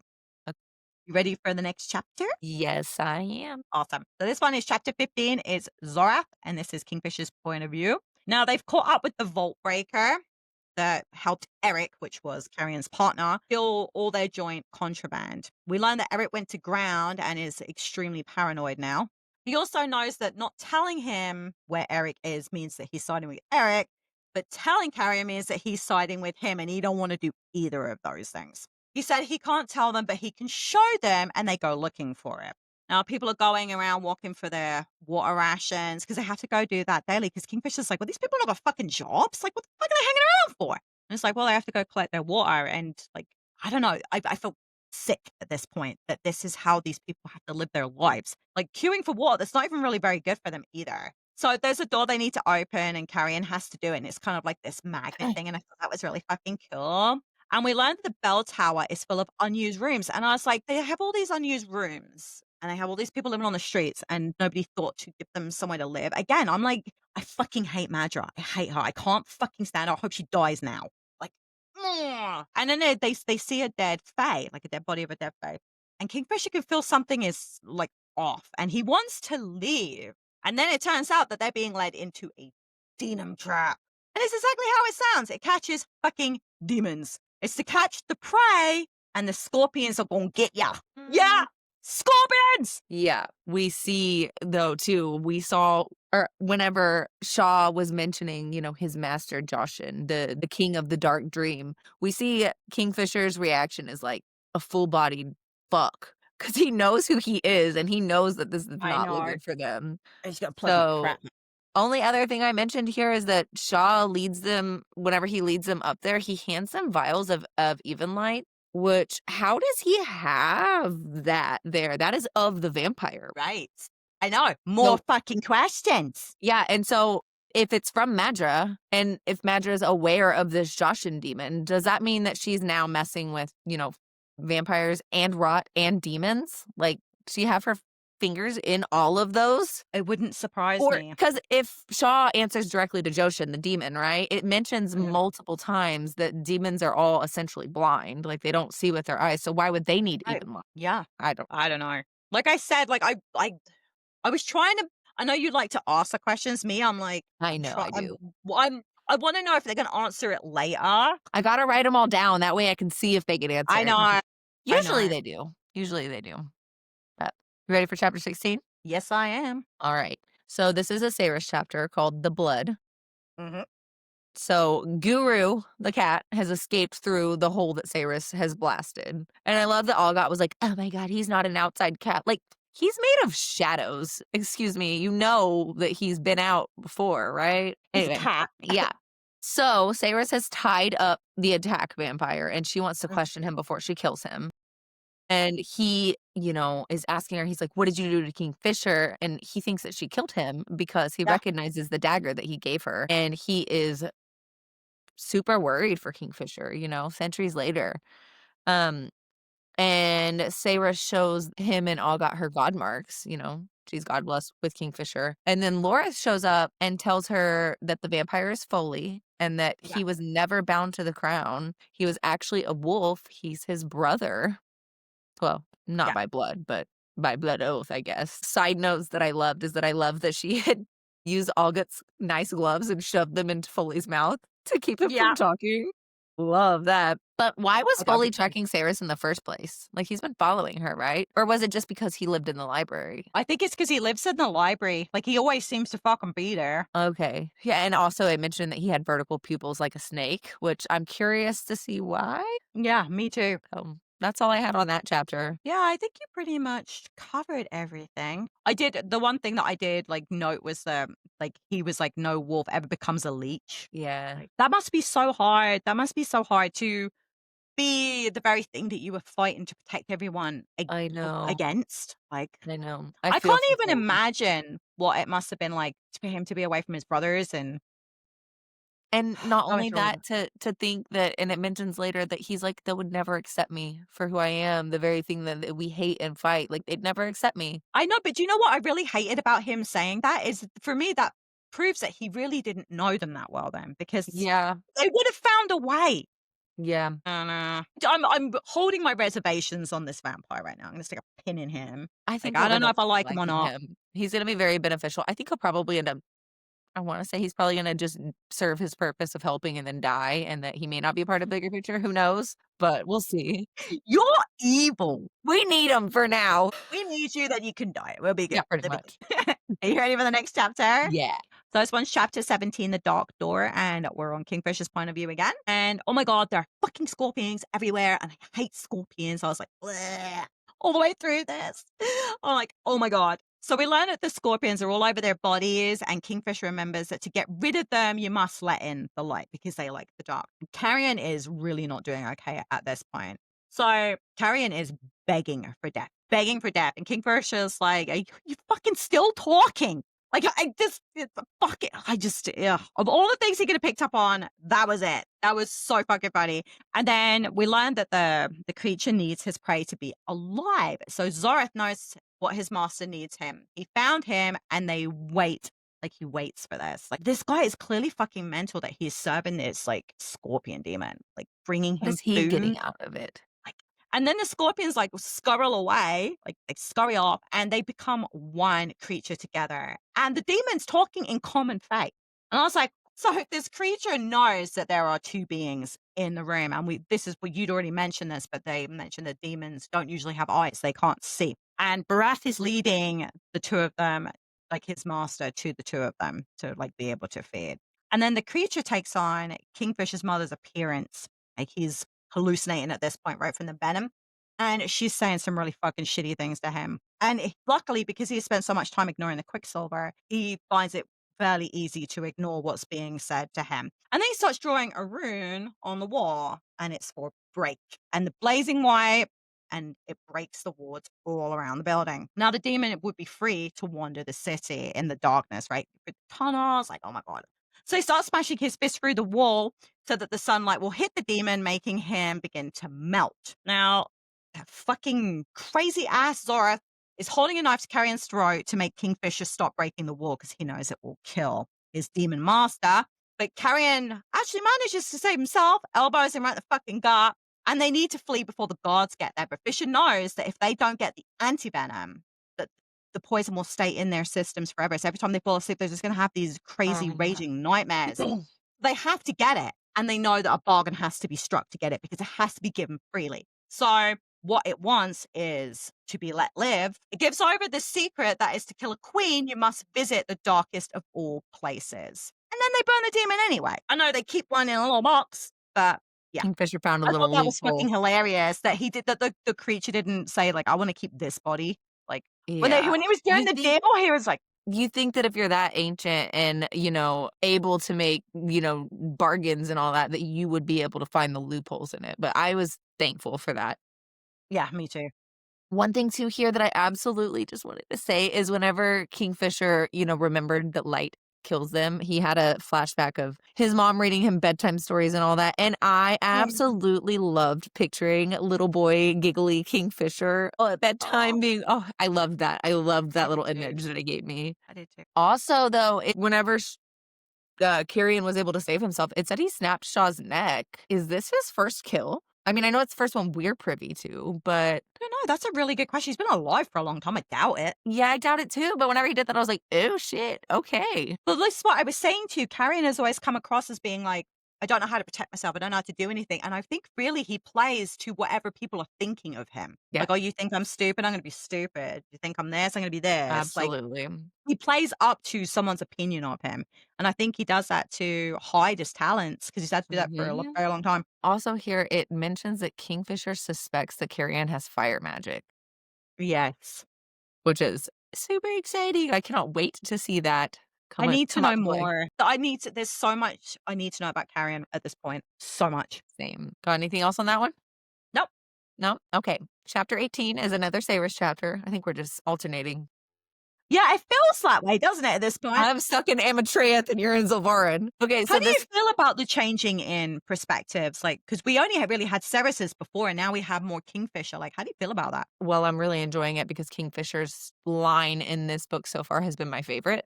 So I'm Oh, glad very we're nice. getting that. Like I love all of the Zilvarin chapters. They're fantastic. They're funny, they're enlightening, they're meaningful. They're all of it. I love it. Nice. Okay. That's curious. Okay, so brother, they are in the library at Amontreath, and Lorith has unbound Foley. Mhm. Algot has given Saeris a book and told her that she may look at it, but not remove, or look at any other book, but not remove them from the library. Yes. And basically, she's like, well, fuck this. I'm queen. I'm gonna do what I want. Foley is very, I hate vampires while being, a vampire. Vampire. And we learn that he's not aligned with Stannis Roth, only Right. Tal. Hence how he was able to break her edict and attack her. So Saeris wants to leave and take her book, A Guide of Alchemy, with her. So yeah, she tells August basically she can eat shit. She's the queen. She can do what she wants. But Yeah. in doing all this, Foley sees the title and learns that she is an alchemist. And he Mhm. tells her that alchemists require a lot of sleep to effectively tap into their magic. Right. And she has not been sleeping at all. So maybe that's why she's exploding walls and things. Yeah, that would make sense. So Foley mentions that he knows all the books here on alchemy like the back of his hand. So he Yeah. agrees to help her seal her runes because she's Kingfisher's mate, but only if she sleeps first. Yeah. And then Saeris has this like flashback from a lesson that or something that Elroy had told her, saying that until you learn how to be gentle, I will not teach you how to be violent. Yeah. Which I she needs that. That's very important for her, but I'm curious to see if that comes into play later. Yeah. But so she heads off to go get some desperately needed sleep and plans to meet up with him tomorrow. Yeah. I feel like, I don't know, I still can't wrap my head around Foley. Like, he doesn't wanna believe that Saeris is Kingfisher's mate. He doesn't feel like he's buying it, and I'm wondering if it's because he thought that they wouldn't accept him, but Kingfisher has accepted her. Like, Oh I'm yeah, wondering if now he's realizing just how stupid he's been and he can't wrap his head around that. everything Like, he's built up as his truth over the years is not just true. um Like, I don't and that's know. always hard to accept. Yeah, I don't know. I still don't know how I feel about Folia. I guess I'll see how I feel in the next set of chapters after these. Are you ready for chapter 19? Yeah. Okay, so chapter 19 is All Live, and this is Kingfisher's POV. They are in Zar's shop and they need to create the anti-venom, but they really are not doing so well keeping their shit together. It's really, really hard. Carrion thinks that they need a healer, but Fisher says he knows what he's doing. He's got this. And you know what? I'm starting to see their bickering as kind of being their love language to each other. I'm like, Playful with each other. because you were mentioning about bromance, and I think you were really right because they bicker all the time, and it's like an old lady couple, and it's fucking funny. And then his mother starts talking to him again, and Carrion's like, "Is it that person talking to you? Because one is talking to me." And I thought that Uh-huh. was fucking like he's got this like humor even in like the dark situations, and the scorpion is going absolutely fucking nuts in that little box. But because they have an oath, they had a bond. He knows he has to give it the venom, so he does. And now it's Ren's sister taking a stab at him. So not only is his mum saying horrible stuff, now Ren's sister is saying a bunch of horrible stuff. Now he makes the anti-venom, and Carrion is like, I've never considered drinking your blood before now, Fisher, but I've got to say, I'm pretty fucking excited for this. Yeah. And I was just like, I'm like, dude, he finds the humor in everything. Like Yes, he does. yeah. And then they start to seize. As soon as they've drank it, they start to seize. And I just can't help it because every time Carrion opens his mouth, I fucking bark out a laugh. Like, I can't help it. And he actually says something funny, and Fisher actually laughs, which I thought was funny. Now, they hurt all over, but they finally stop seeing dead people, and they're off to Carrion's, and he's like, "Careful, last time I was here, there was a bartender in my bed. She may still be there." Fuck me, it's so funny. So he goes in, and there's a note left by said bartender, and now he is banned from her pub. So I thought that was really funny as well. And then Carrion gives him a drink. He didn't even ask for a drink. He just hands one over, and it's from a glass that Saeris had made. And we can tell that she was really talented with the glass making. And Elroy couldn't bring himself to sell them, and Carrion apparently used to steal them. And Fisher wants to know, clear in the air, I think at this point, like, is Carrion in love with Saeris? And he's like, "No." And then he's like, "Yes." And then he explains that he did love somebody once, and he could have loved Saris, but the third broke him. He loves her, but he's not in love with her. He tried, but his heart was too full of sorrow. I I'm know. just like, "Oh, my baby. I Oh, know. and I was like, "Oh." And Carrion wants to know how to stop the pain because he noticed it didn't Kingfisher in the same way when he was having these dead people talk to him. And he's like, the only way is to work through it. And I'm like, Yeah. "Oh, Well, he there's was no." like, I won't let you get numb to the pain because I'd have to give you more and more and more, and I'm not gonna do that to you." Yeah. No. So, I really just I feel like at this point, the two of them, I think they've cleared the air enough, yeah. and I can't wait to see where their friendship goes after this because I think that they're I gonna start building a I friendship. think Saris is gonna be like, "Seriously?" Like, "You took she's my gonna, like, fox!" secretly love it, but she's gonna act like she hates it, Well, she's like, "You took my fox, now you're taking my friend, like, what are you doing? right? Collecting my I did peeps?" mention too that on the glassware that Saris had made, it showed Madra's palace in flames, so she's always been a little rebel Yeah. and against she's been for flipping off authority since the beginning. Oh, yeah, for sure. And also, another little side note that I had on here is that when Kingfisher's hallucination mom showed up, it mentioned that her hair was swirling around her head like she was underwater. And I Yeah, don't know if you remember when Everlane showed up Evelyn. across the Darn, her hair was swirling around her head like she was underwater. So I'm Weird. wondering if Adina either if Adina was occupying her body back then, and that was what it Okay. was, or if, Everlane was a hallucination or Right. an image or an illusion, Yeah. and that's, like, significant of that. I don't know. I'm I don't trying know, to that's a solve really good that question. question from book 1 still, and it mentioned it a couple different times here. I'm like, "What is it?" It's obviously something. Like, maybe we're gonna find out more about that later. Yeah. Because yeah, that has a very good point. Yeah. Chapter 20? Yeah, let's do it. All right.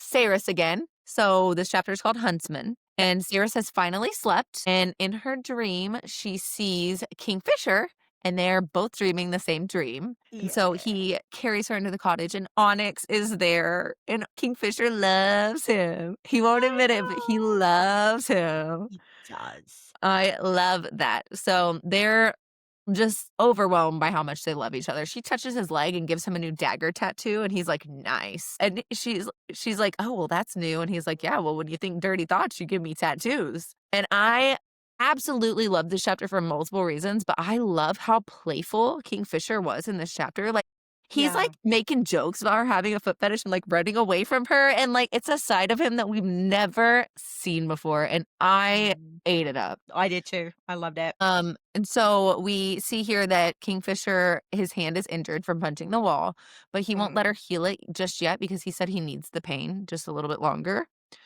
And I love how much they love each other. It's like feral and wholesome all wrapped into one Yeah. little package, and you really get to Right. I felt it in this chapter.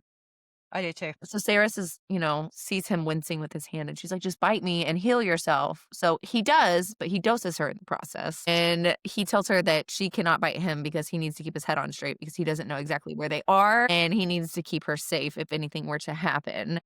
Yeah. So they have sex, and while they do, we see the flames growing taller and air buzzing with power, indicating Yeah. that she's got fire and air power. Also, it mentioned that to sleep within a dream is to commune with the gods, which I found interesting. And I'm Yeah. curious if now they can meet in their dreams, if we'll see that in the future, like if they accidentally fall asleep, if the gods will come back into play. But they eat, they catch up. Saris fills him in about Foley and how Yeah. we learned that Malcolm had ripped Foley's fangs out, which is supposed to be like a slow death. So somehow he's getting fed either by Tal or his gold tipped fangs allow him to feed. I'm not sure. It's funny because I kinda get the feeling he's not feeding off of living creatures. He kind of makes it seem how is he Taboo, like eating? he's not for it, right? I don't know. Yeah. Maybe Vital is bringing him blood in a cup or something. Yeah, maybe. I don't know. Because he mentioned that, maybe Tal was or Malcolm was using Foley as, like, leverage for Tal to keep Tal in line or something since he's always been, like, Yeah. against the grain of what the vampires believe. So she asks why Rempus doesn't like Tal since he seems to only want to do good, and we learn that Everlane was in love with and betrothed to Tal, and the night before their wedding, Tal ran away and knelt to the Sanisrothian throne, and that Everlane loved Tal, but Tal loved Zovena. So Yes. in an earlier chapter, it mentioned that Kingfisher understood him in a way because they had mates that they gave up everyone to be with. So I'm wondering if Zovena and Tal are mates and that maybe she didn't accept the mating bond. And so Tal is trapped over here. And that's why he's, trying to defy everybody left and right because he's here for her, but she didn't choose him. And I'm assuming that's what's happened. Yeah, well, you know what? I didn't think about that because I was like, "Oh my god, I can't believe he chose to not be part of their pack, to be a vampire for a girl, and it What doesn't if it look was like a they're mate, together." though? But yeah, but that makes sense now, but surely that should have been a conversation Well, before he fucking threw everything away. I agree, but also he probably was just like cold feet, like, "Oh shit, I gotta go. I can't tell them or they're gonna talk me out of it. Obviously, I'm joining the enemy. They're not gonna let me do that." They don't Yeah. have mates at this point. They're not gonna understand. And the mate line was just thrown in there so nonchalantly. Like, if I wasn't Yeah. doing a deep dive, I wouldn't have caught it. No, you're right, I probably wouldn't have either. But I think this is one of the reasons why Ren hates him too, because I think he has feelings for Evelyn, and Yeah. Evelyn got heartbroken, But, and like, I think why that's hate Everlane for that? Why not hate hates Tal why for that? yeah, hates Yeah, yeah, Tal, yeah. yeah. Yeah, Like, and I think I he's can see that. angry because, I don't know, he's so, like, I don't know, why like, just in his anger, it feels like he thinks I he's know. Get over it, Renfest. Let's all get yeah, a get Can over it we all already. just get along? Yeah, I know. Other random notes I had on this chapter is that Kingfisher calls her Nisarin, which I don't know what that means, but I'm curious to find out. I'm assuming it means something in like Old Fae or something. Yeah, I must. I don't know. And that anybody who's listening, jump ahead 30 seconds if you have not read all of Fourth Wing up to Onyx Storm. But so I was really hoping to get some dream sex in the next one of those, and Callie Hart just beat her to it. So I enjoyed this chapter for that because I really thought that was coming. I still think that's coming. I'm calling it in the next book. Oh, you're But probably right. You're yeah, probably right. I was like, is this where this is going? Yes, I've been waiting for this. It's happening now. Wow. I So love it. that's all I got on that one. Yeah, you covered it. You covered it great. Are you ready for chapter 21? Yeah. So chapter 21 is Diantheus, and that is a Kingfisher point of view. Now he wakes up from dreaming, and it takes him a little while to remember that he's in Zilverin. He remembers his dream with Saeris, and Carrion looks worse for wear. He's covered in welts. He's suffering with his injuries. And Kingfisher looks like he just woke up and he's all fucking healed and back to normal. And he realizes that Saeris must have healed him in his sleep. And Carrion's like, I can smell the fucking sex on you. Like, how is this fair, man? You go to sleep, you wake up, you get laid, and you look great. He's suffering. I was just fucking dying, Yeah, man. And that's because all he really cares of. He's past. because He's so Carrion is pissed. like, I had a dream about a goat and I woke up with a STD. Like, what? Fucking die, man. So Kingfisher goes to get changed. Like, he doesn't want to get changed, but he can't keep using magic, right? 'Cause he's probably getting low. And he sees that Carrion's been doing sketches as one of his mother, Amelia. And Kingfisher remembers the day when she was in the castle and Bellicon came in. And I literally wrote his name and then I wrote Belly Cock. Like, so I think that's what I'm going to start calling him from now on, Belly Yeah. Cock. Has her husband's sword and it's covered in blood and she knows that her husband is dead. And he remembers seeing her like flee out of the castle. And she gives over her son to Kingfisher's father, asking him to protect him. And I'm like, oh, that's so cute. And Carrion has like all these different sketches of things that he has seen, I guess, from his books. And he's like, it's okay if you think I'm pathetic. And this is where Kingfisher really rose for me. And he's like, I see a male longing for a place and people he has never known. And fuck, my heart was just torn apart. For him to be so profoundly correct in his assumptions about Carrion and he didn't use it to hurt him with it, I was just like, yes, that's my boy right there. And also for Carrion to be so vulnerable and insecure. Vulnerable. Like, we've never seen that from him at all. And it made my heart break for him. Also, I love the fact that Carrion draws. Like, I love to draw. I'm a little artist. So, like, that's just another tally in the I love Carrion. I know. He's so wonderful. And I'm really enjoying watching what their fractured relationship, they kind of come to an understanding and watching them like build each other up very slowly and piecing Yeah. each other together in a really cute way. And I'm like, oh, I love Well, it. I think I'm go ahead. enjoying this more than anything else. Is their little Me too. Me too. I love it so much. And I also love it, especially because we see when his mom, what was her name? Amelia or something? yeah, Amelia. Amelia, whenever she runs, she trusts Kingfisher's father with her Yeah. infant's life. So they were Yeah. obviously very close and friends. And so now that's going to carry on to their children, which I really, really Yeah. enjoy. I'm hoping that we learn more about Amelia and Kingfisher's father as we progress on, like more about their relationship I'm as sure we friends. will. Yeah. I'm also curious to see if his father's sword, Bitterbane, comes back up because Bellicon has it. So I'm pretty Yes. sure we're going to see that sword again. And maybe it would be really cool if somehow it chooses Carrion and maybe Carrion has two god swords or something. That'd be really cool. That would be really cool. That'd be interesting to see. Let's see what else. I also mentioned that Kingfisher had broken his hand another time in his life, and he had got it healed from a very proficient healer, and it took like a month for it to not hurt, and that Saeris was not able to heal his hand to where it completely had no pain, but she was able to heal every other part of his body, like all his cuts and stuff. So she is going to be an Powerful. extremely powerful healer, and that is Yeah. awesome. That's all I had on that one. Yeah. Yep. All right. Chapter 22 is another Saeris chapter. It is Stargazer. So Saeris wakes up and she has, from the dream, and she has puncture wounds. So she realized that the cottage dream was real. Yep. And Lorith shows up to train and she doesn't want to. And he smells her and he's like, whoa, who have you been sleeping with? Wait, what? And so she tells him about the dream. And at the same time, he, starts goading her and teasing her to get her in the training mindset. Yeah. So she does, and they end up training with a wooden staff so that she is prepared in all instances if she needs to use something or if she doesn't have solace with her. And it says that she is faster and stronger now. And I'm Yeah. curious to know if that's because she finally slept or if it's because she's half fae, half vampire. I think it's because she slept, because the last training session they had, she really struggled, and now Yeah. she's managed to sleep, and now she's stronger. So I think that Foley was right, that Yeah. I was probably draining her not to sleep. Like, yeah. Yeah. So she admits to Lorith, she's like, "Look, what do you think, Kingfisher would feel about this? Like, Solace is too big." And he's like, "Honestly, like, you do you. Like, Yeah. he's there for you." And so she might change Solace to something that is more suited to her body type. Yeah. Sword's Um, huge. yeah, yeah, and she's a tiny little female. So they head to the library where the hole that she blasted in the wall has quickly been renovated and turned into a big round window. Foley warns Saeris that the stargazer birds could be hazardous to interact with because they could potentially steal a piece of her hair, and that could be used Right. in witchcraft, and lots of people are out to get her right now. And here we said earlier, we learned that Foley doesn't think that his friends would have accepted him because he was turned into their enemy. And he says Right. that he never got any letters from them. So Lorith basically shows up and is like, "You idiot." But then while they're all talking, Lorith keeps, basically following him around and putting Avizia, his sword, near him, like a dick, Yeah. whatever. So after, they're talking and all that, Saris's runes start smoldering and Foley takes a moment to inspect them and he points out the rune for Quicksilver. And, we already knew that Quicksilver is sentient and that it's hungry, but we learned that her alchemy and shield is intricate and, that's fun. Foley then hands her a book and she reads snippets of it. And one of them says unorthodox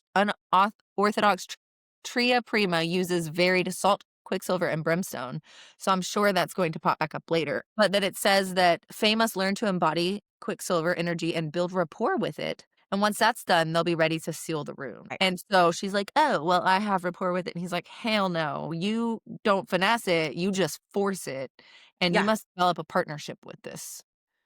She's also like, "Well, what am I gonna learn from this book? That's just a circle. What is that?" And he's like, "Dude, the circle is the foundation of all powerful sigils and runes. Like, it is literally the symbol of forever, and the loop amps up the magic. So it's powerful." So after she learns all of this, she's like, "What's this?" A stargazer, one of the little paper birds, cut her and it keeps trying to get her attention. And Yeah. it literally chases her out the library door and drops dead. And that was actually a really sad moment for me. Saris gets Yeah. super sad. I was sad. Like, what? Yeah, but But why did it die? because it was tethered from the library's magic whenever it exited the Ah. doors. But I think it was trying to get her attention to lead her to the book. Why else would it be that adamant of whatever? And they have magic of the library, and so they probably are aware of what the library holds. Yeah. Or I don't know. I'm pretty sure that that was it. But also, why didn't Foley get the letters? Who was holding the letters from him? I don't know. This was a really good question, but who are they sending the letters with? Like, because they would have had to have sent them. How are They they don't have sending postal them? service. Well, how do No. they? Well, they have the Bay mail. Well, they were sending the numbers with the infected with a hawk, right? Was it a bird? Oh, maybe. Well, someone was Oh, probably intercepting those birds then. yeah, Probably Malcolm. probably. Mm. Um. Poor loser. Also, why did Lorith keep flashing his godsword near Foley? Like, I understand it's got silver in it and that vampires react negatively towards it, but why are you going to be a dick after you just called him your brother and, like, he's trying to help you? Because I think he's making sure that Foley understands that if he even takes one wrong move to Saeris, that there's no Just a two ways protective about who's thing. getting their head chopped off. Like, I think he's Okay. letting him know that while I'm hearing you out and you're wrong, Saeris is the most important thing, I Yeah. think. I don't know. I kind of got the Okay. feeling I he can was see that. just keeping him in place there. And also, Foley mentions, to Saeris with regards to, like, her honing her Quicksilver skill. He says not to build a house on shifting sand if you know it will come crashing down. And she has this thought, like, oh my gosh, like, what does he know about my dad? What does he know him? And so it had me thinking, I'm like, what do we know about her dad? Wasn't he like crushed under something Something, due yeah. to shifting sand or something like that? So I'm curious if Right, Foley yes. does know of him or if that was a random instance. And also, I'm curious. I wonder if her dad is still alive. I feel like her dad is still alive. I feel like he's gonna pop Yeah. back up. Because for a Yeah, you death, might be we should right have there. more information. And I'm sitting here and I'm like, what do we know? It's just this tiny little snippet. I feel like he's gonna come back. Yeah, you might be right. Obviously, we saw her mom die, but I don't think anybody's dead unless they see it with their own eyes. Well, you're not wrong. We're gonna find out that in the next chapter. Uh, all right, I'm done with that one. Okay, let's move on to chapter 23, and this is Your Mistake, and this is Kingfisher's point of view. They finally spot Hayden. He's taller than Saeris. This is something that Fisher knows, and he looks nothing like her. Karen's like, he may not be happy to see me. And Kingfisher makes a sarcastic comment back, and Carrion quips that he's rubbing off on Kingfisher because, hey, that was almost a joke. That was almost humor. And they follow Hayden down the alleyway, and Hayden ends up throwing a knife at them, and it just misses. He's like, hey, I just missed my nipple. Like, Karen's like, just missed me. And we find out that Saeris has been leaving knives all over the city. And I thought that was really cool. That's really something of the way her mind works. Like, having things all over the place. And he knows and he knows who Fisher is because there's wanted posters. Now, he tells them that the city is locked up so tight and that he believes that Fisher has killed Saeris and other prisoners, and that's why there's these wanted posters for him. And Carrion tells him that she's fine and safe, but Hayden is really not having that because they paraded these bodies through the street, but they were so cut up. But he knows it was her because somebody had sketched a picture, and he's like, really? Your queen lies to you, and this is what you choose to believe. He was like, Karen, you deal with this because, oh my God, just can't. And then he's like, we can't. And Hayden tells him that they can't leave yet because Carrion needs to say goodbye. He finds out that Gracia is dead, and they go, and there's a funeral in procession. And Carrion is absolutely heartbroken. This is like the last person that really knew who he was, that took care of him and protected him. Kingfisher, knowing that Saeris would be something positive and a strength for Carrion, decides to give him a hug, and Carrion's like, what the fuck, and trying to pull away, but he holds on really tight and just lets him cry on him. And I was absolutely fucking heartbroken at this point that he is sobbing into Kingfisher. I'm like, oh my fucking God, this is killing me, man, killing me. And then he stops crying, and he seems to have gathered himself enough that he's okay. And then the Quicksilver and Fisher is restless, and it starts giving him directions about how to get where they need to go. And Hayden passes out, and I think it's because of the smell, right? Aren't they like in the tunnels or something? And I think the smell part makes him pass out. They start grabbing all the silver they need, and then Carrion gets himself up through the hall. And this is what I was saying to you, like at all the other times he has to push his ass through the hall, and he could barely do it himself. And he's like, well, if you insist on treating me like a dummy is what you're going to get. I was like, yeah. So he can take care of himself. It's just that you keep underestimating him, and he's going to act that way. Now, there's flyers all up around the place for Kingfisher's arrest, and people think that Madra has lost her absolute fucking marbles. Magic. Like, how are they going to capture this guy? Like, what the fuck does she expect? Now, they've been spotted by the guard, and they're being chased, and they realize that they probably can't fight. They're probably going to have to fight their way out of this. He keeps following the Quicksilver, and they end up walking into the cleansing day where they sterilize the girls. And this just fucking sends Fisher into a rage and a fucking half. And he sends Carrion and Hayden on, and he starts creating daggers out of his magic, which I thought was really fucking cool. And he kills so many of Madra's men trying to protect these girls. And Carrion's like, stop, we have to go, like, right now. But Kingfisher's magic, like, manages to, like, encompass a whole of Zilvarin. So that's a lot of magic for a place that apparently has it so tapped down. Well, it's said that he reached in and he felt this enormous amount of magic in his well, and so he was like, boom, I'm gonna blast it out and put Zilvarin in the dark for the first time. But like, it's supposed to have a cap on it, and then all of a sudden it doesn't, which wasn't. I mean, I'll take it. Woo! Weird. Yeah. I loved that, hearing that, Carrion is not just comic relief anymore. He's strategic, and he's emotionally complex, and there are layers to this man, and I'm so excited we're finally peeling them back. Me too. I really feel like he is my favorite character right now in this book. Me too. He was in the last book too, though. I liked everybody. Like, I liked him, but I think he's hedged ahead now. Yeah. I don't have anything else on that one. Chapter 24. Let's do it. This one is a Saeris chapter, and it is Tria Prima. So Saeris is back in student mode. She's learning, that every acolyte gravitates towards a certain magical path. And the whole point is to merge the Tria Prima into one cohesive force. So she goes to the forge to try to work with the Quicksilver instead of telling it what to do. And the Quicksilver asks her for a memory to forge her relic. And Saeris nearly hands over her trauma memory of her mom's throat being slit, but she pulls it back at the last second. And so she swaps it for a different memory, and the Quicksilver snatches that memory so fast that she doesn't even know which one she lost. And the Hazrak shows up, emitting its ancient, deadly, raw power, and she admits that she's confused by him.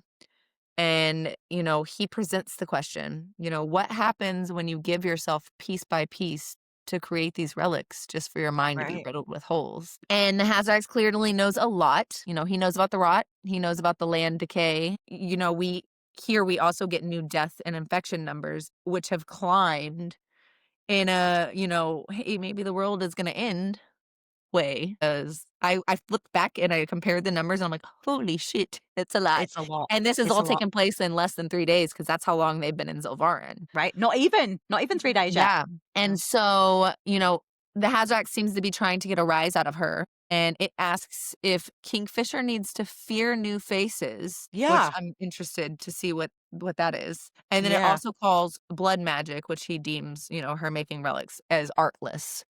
yeah. Um and let's see. When and then we get a lore dump. So Hazax is not a servant of this court. It has a deal with Malcolm, which is one favor a year in exchange for the Hazax getting to watch. Right.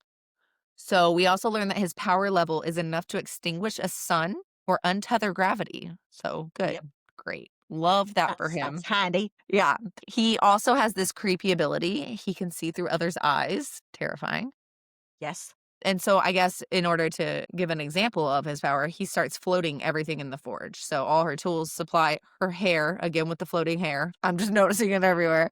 And Yeah. then she screams, "Stop!" And everything drops except for the relic that she had created. And so the Hazrax then tells her he wants a new deal. She agrees, but she modifies it. It's, the same deal as Malcolm, but she has the ability to come back to it and, choose to renew it or not each year. So she's learning. And so she reaches for the relic, and whenever it drops back into her hand, a pain like she's never felt blasts through her, and the wall that's inside of her holding her power back is gone. So her magic just needs to escape. So through all her panic and pain and everything, she just knows one thing, that she has to run. So that's what happened. I'm curious Mhm. to learn what memory she gave up because I have a feeling it's going to be important and it's going to come back later.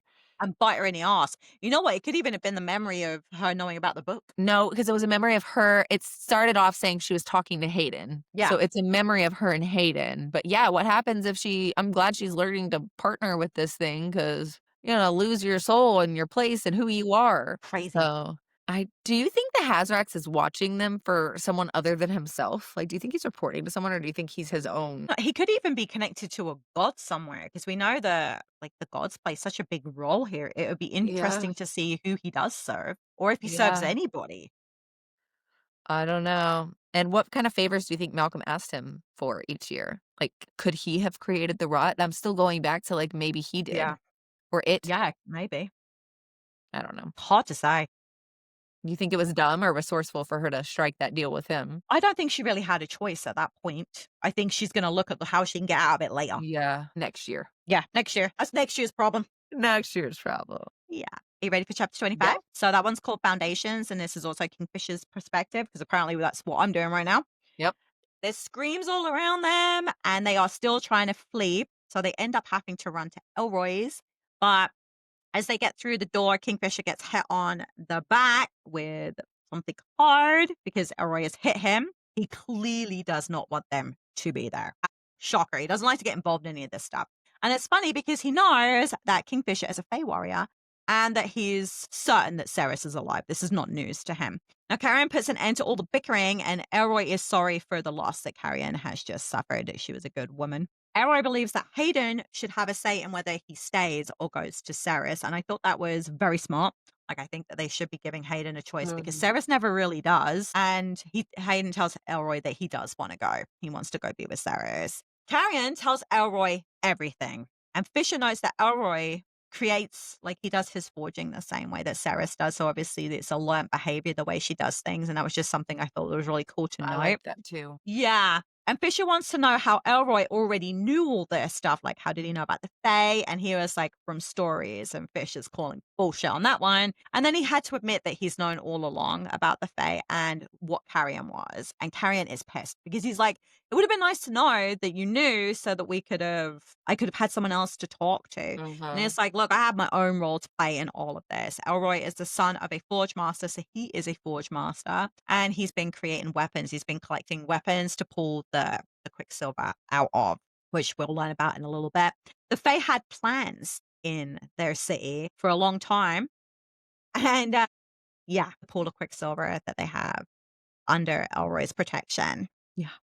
A lot to unpack there. Elroy knew a lot more than he ever let on. I'm curious to know what his family's role was in taking care of Carrion, because the Swifts were his guardians and upbringing. Yeah. Because, like, my family had its own rules.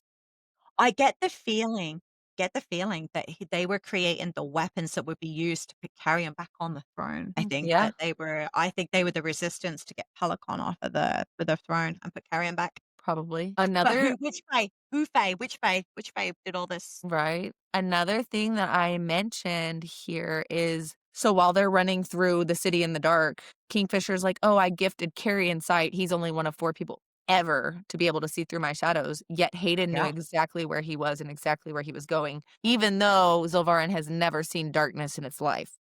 yeah. And so I'm curious, I'm wondering if Hayden is half Fae as well, and maybe he has heightened sight, because if he has the same parents as Saeris, then he would be Well, half Fae. yeah. Well, she's an alchemist, so there has to be something if there's Fae if she has Yeah, Fae blood, so right? I'm interested to see where that goes, but that's the only extra Yeah, thing me I too. had on that one. So, chapter 26 is in the end, got a Saeris chapter. So, Saeris ran, she's running to the Quicksilver, she feels like she's about to explode, and the Right. Quicksilver's like, "Join us, we'll help," and the only catch is that she doesn't have a relic. So, and she's wondering, she's like, "Well, is this the key to trusting my magic? Do I just trust it?" And Yeah, so she dives into her power, and it is a lot, and she has to give herself a little, "You can do it" pep talk. yeah, And she does, and ends up being as easy as breathing. She opens the portal, and she steps into the Quicksilver pool, and the yeah, Quicksilver is climbing up her body, and then it asks her, it says, "Why do you deserve to be blessed by us?" And it calls yeah. her a blight and a curse worker, and says that she does not deserve to live Mm. and that there are others more worthy. And I was a little scared for her at this point, but she gets Me too. mad and defends herself and says that she does not want power, she wants peace. And, the Quicksilver says there's a dark horizon looming and wonders what she's going to do to stop it. And then it asks her if, she'll give up everything. And she can't agree to giving up Kingfisher. And that seems to be the right answer, because the Quicksilver's like, "Good. Every alchemist needs to have something that they're afraid to lose." Another thing that I thought was interesting is Saris begins crying silver. Love that. Yeah, me too. And the Quicksilver says that the path is clear, but in the end, it might be her end. And so she is thrown backwards out of the pool, hits the wall, and blacks out. That's all I had on that Yeah, one. there wasn't a lot in that chapter. Yeah, You literally said everything. I'd jot this that's much in that's notes. the one I had to end on, and I was like, "Nope, we need to go a little bit further." That was boring. Yeah, it was a weird place to stop. So you ready Yeah. to move into chapter Yeah. 27? Okay. So this one's called What's Done is Done, and it's Kingfisher's perspective. They find that the Quicksilver core is huge. It's absolutely massive. Elroy and his ancestors have been pulling Quicksilver out of the metal for years. And when Saeris was taken to the other realm, it literally turned to liquid. So he automatically knew that she must have pulled the sword. He knows all about Solace and how it was holding the door closed. Elroy had burnt all the papers that he had collected over the years because Kingfisher wanted to see them. And he did it to protect Saeris because he knew that she was very, very powerful. Like she would walk through the forge and the tools would rattle on the walls. And that's one of the reasons why he had to keep her out of the forge, was because the Guardians would notice just how weird she made things in there. Like, so he did that to protect her. He didn't want to do it, but that's just how it had to happen. He also knows that the Quicksilver leads people into madness, and he actually had stopped working with it. So now Karen's like, great, we don't have to go back to the palace to go through the Quicksilver. We have a way home. Yay! Um, And yeah, that is not the plan that Kingfisher has at all, because Kingfisher wants to go and find out how these feeders managed to get out of Madra's realm, and he wants to kill Madra. He is fucking done with that bitch. So that's what he was planning on doing. And then all of a sudden, the pool explodes, and they're like, hey, this is a bit early. Why has the pool been activated? They're fairly certain that it must be something to do with Saeris, because she is the only alchemist they know that could be doing this, that they know of, which I thought was like, the fact that they noted that was interesting. So they're like, fuck it, we're going in. All three of them decide to go. They're like, the way to get back to her is to think of Saeris, and all three of them go back through the pool. But Fisher kind of ends this chapter noting that he will be back to kill Madra. Like, this mhm. is not over. Yep. Yeah. That's all I had on that, except for I did note it was very interesting to me that Kingfisher mentioned that the Quicksilver in his eye is more active when Saeris is around, and that when they're apart, it echoes her mood, and he believes that Oh, the Quicksilver connects them, and I was like, "That is yeah. interesting." Well, that you asked that question, you're like, is it all connected in a Mhm. way, like, even when it's separate? So I guess in that case, you would be correct. Yes, it is. Um, Yeah. um, alright.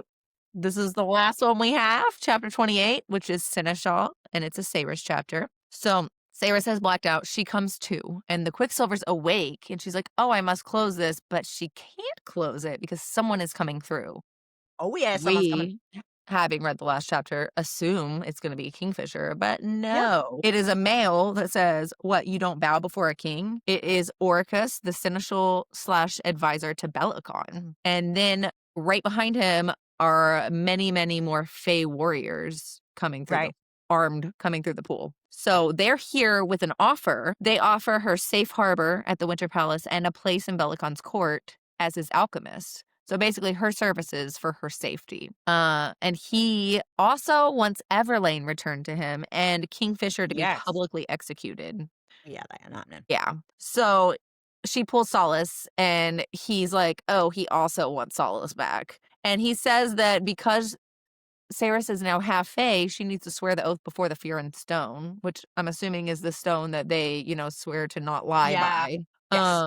And he Not bad. reminds her that all of her people, Remphis, Loris, Kingfisher, all of them are all oath sworn to Bellicon's army, which I kind of I forgot about. too. I completely forgot. I wrote, shit. Shit, that's what I wrote too. So naturally, she rejects his offer. He says if she rejects his offer, she'll die right here. So naturally, she rejects it. Her Quicksilver rune is glowing, and it mentions here that she would never need to use a forge again because her and the Yeah. Quicksilver belong to each other, which is fucking awesome. Scary. It also makes me curious, though, if there are other alchemists, like, does the Quicksilver also belong to them? So are they going to be interconnected and linked together if Oh, there is? that's weird. But anyway, Yeah. so he orders his men to kill her. She pulls Solace. She's able to break Solace into 2 daggers, which I thought was so badass of her. And what else is awesome is Yes. that it had 2 times the power.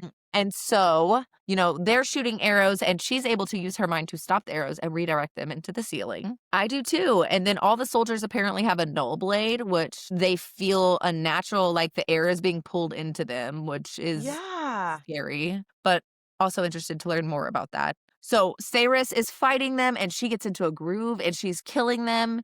And then Kingfisher shows up and asks if she needs his help. And she's like, nah, I got this. So she slams her 2 daggers back into one. Badass. And her power is building and her shield is out in front of her. And Yeah. Carrion's response is, holy fuck.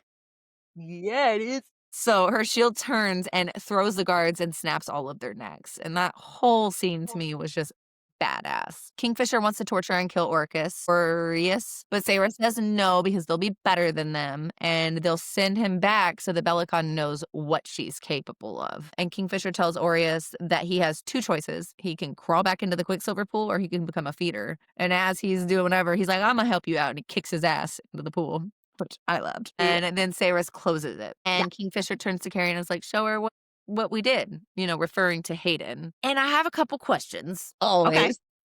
Oh, what? Oh, How you questions? I Really? do. How did Aureus and the rest of the Fae travel through the Quicksilver? Because there's no way they all have relics. How did they even activate the pool? She Are they just activated the pool with her I merging see what with you're saying. Quicksilver. But how They did they m travel mm, through it? they must have relics. They I don't must. They know. must. Do you think it was dumb to let Aureus go back to Bellicon? No, no, and I do. the reason I believe that is because I think Saeris is right. I really think that Bellicon needs to when you kill a bunch of people, there's no one to tell your story of how they ended up dead. You need someone to go back. So They having him go back is But why does he need to know what she's capable of? They're gonna encounter him sooner or later, and wouldn't it be better as a surprise? that's not how war works, though. If you read Yeah. any book on war, they always have one person they leave alive, and you go tell them what I've done, and they do it in hopes that the person I will know. wave the white flag, right? But I don't think I that's going just to happen here. I just think it's gonna bite him in the ass later. Fuck yeah, it is. It's of course it is. But she's making, as far as war goes, that she did the exact right thing. Would I have done that? Yeah. Fuck no. No, I would have been like, "Well, heads can travel through, right? Let me put a Post-it Yeah, note on let's his cut head and that send off. it back through. Send him through with a note. Yeah. I did this. Also, so we saw maybe in the last book whenever her sword, Solus, had, like, a little moment of power, and then Yeah. it, like, fizzled out. So now that he has 2 times the power, I'm wondering whenever the magic, whatever kind of magic it's bestowed on her, I'm wondering if it'll have 2 types of power, like 2 magics Oh, I see what you're saying because she said it instead. was double the power when she pulled them Yeah, is it apart. going to be 2 times? Like, you know how Lorith has Angel's Breath and someone has something else? Like, I'm wondering if she'll get 2. I don't know. Pulling the sword apart, you'd think it would still be channeling the same magic. It's just doubled. Yeah. I don't know.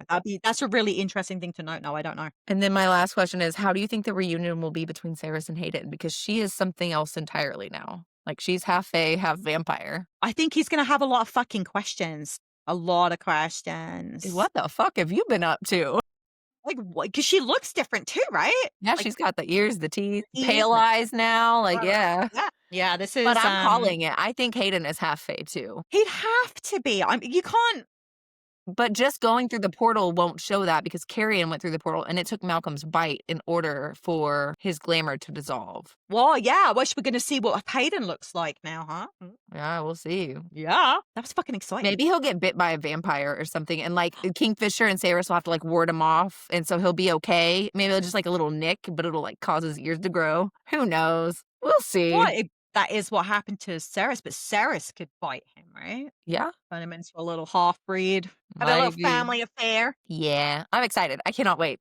Me too. Me too. I'm gonna go do the audiobook as soon as we're done, I think. Perfect. Yeah.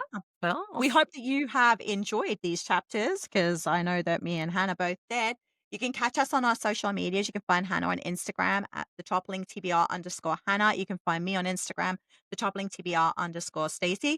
You can find our Facebook page at the toppling TBR. We have a YouTube channel at the toppling TBR, and you can find us on Spotify under the toppling TBR. We hope that you guys are going to catch us next week for part 2 of Brimstone, and we hope you have the reading week you deserve. yeah, we'll see you guys next week. Take care, readers. Bye.